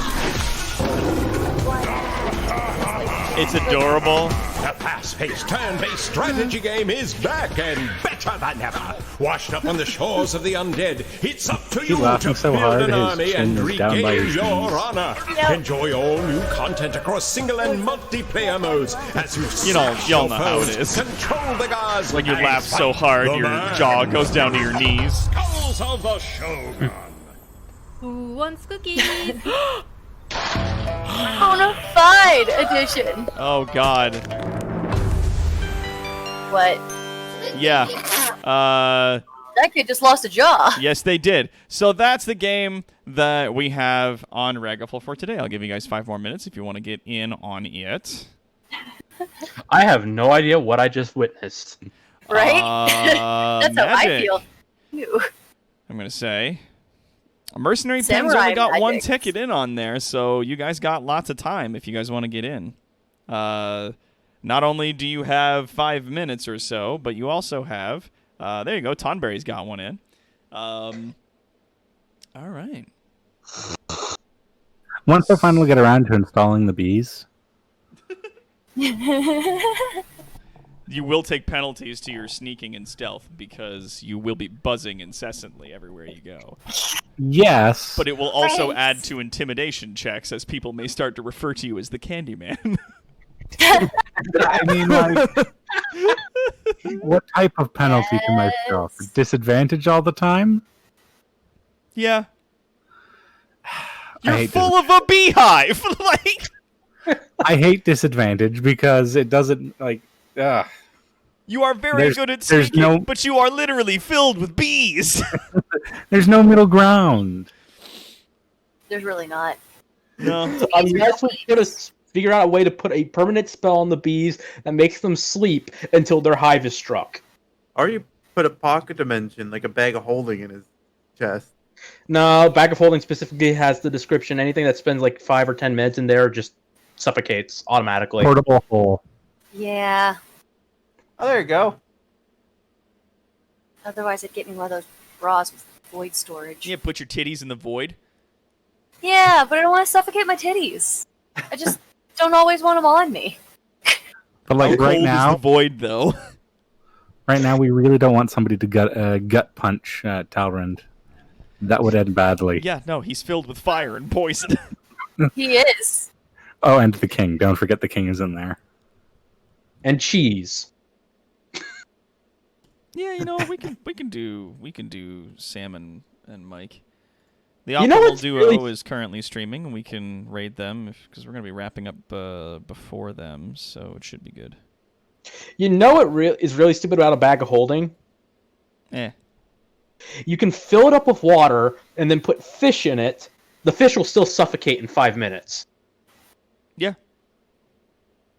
I can In believe theory, it. they should suffocate in less time, considering water holds less oxygen. Eh. You know, if you're gonna get technical about it. It's one of those magic. A wizard did it. Besides, if you're gonna screw around with a bag of holding, you fill it full of pointy things, fly into the air, and then open it. But your titties don't need to breathe, so titties being stored in void storage is fine. I would like to point out, back from 3.5, the greatest thing you can do with a bag of holding. It's called an engineer's arrow. Oh, that. They were like, well, technically it works like this, so technically I can do these things, and technically I should be allowed to split the Earth in half by abusing some of these physics that you've told me works in such a way with this and this. And I was like, guys, come on. Well, the version I saw, it wasn't about splitting the Earth in half. It is a stated description about bags of holding in a portable hole. Like, if you shove one into the other, it creates this giant void suction that pulls everything in, and everything's just destroyed. Everything in the radius is destroyed, and the arrow is just set up to cause that thing to hit that event to occur once it impacts something. Jesus. I liked the idea of a necromancer with a bag of holding just holds a bunch of skeletons in it. Then in combat, just turn the bag of holding inside out and cast Raise Dead. Just a mountain of bones lands on the ground like, ah! You'd have to get a bag with a big enough opening, though. Oh, no. Well, yeah, you get That's them what in turning there it inside out does. No, they get them in there in the first place. Yeah, you gotta Yeah, get but them in one there. part at a time. My God. They don't need to be assembled. I mean, how else does the king get his armies around? Portals? Now you're thinking with portals. I can't. Oh, I just had a Still thought. there. I just had a thought. The king gives us another vial of his essence. We get a bag of holding, fill it full of bones, and we do just that. Just like create a giant pile of bones, and then throw a vial of the king's essence on it, and he animates an entire army of skeletons for us. Side note, Doc, after dealing with the very scary poison demon thing in the sewers, prior to us actually getting here and knowing that there was definitely other shit out here, I had already figured out which spells I wanted to switch to. I'm very glad I did. That's good. One of the spells is protection from poison. Yeah, that's going to be important depending on your situation. All right, ladies and gentlemen, and now our winner of Skulls of the Shogun Bona Fide Edition is Mercenary Pen. Congratulations, Mercenary Pen. You won yourself a copy of the Skulls of the Shogun Bona Fide Edition. Congratulations.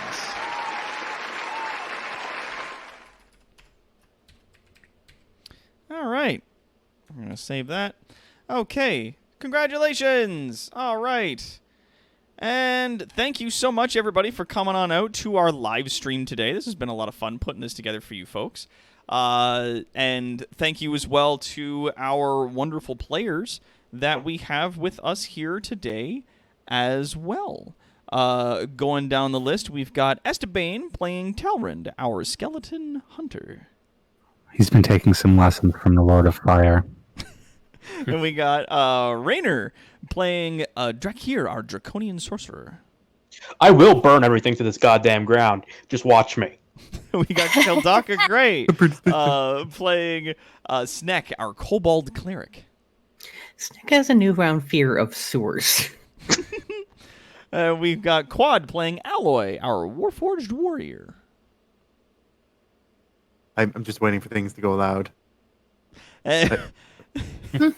And we got Palanthir playing Caleb, our Air Genasi rogue. I've been awake since 2 a.m., folks. I need sleep. Go get yourself a snooze, my some man. sleep. And last but not least, we've got Embisaurus Resk playing Piffles, our Goblin Bard.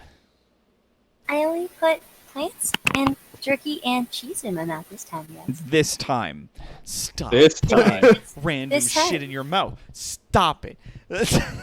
All right. No. And we will see you all water in your mouth. later on our next live stream. Thank you all so much for your No. support, your views, your Thank bits, you. your subscriptions, your donations, all of it. Thank you again, and we'll see you tomorrow. End of line.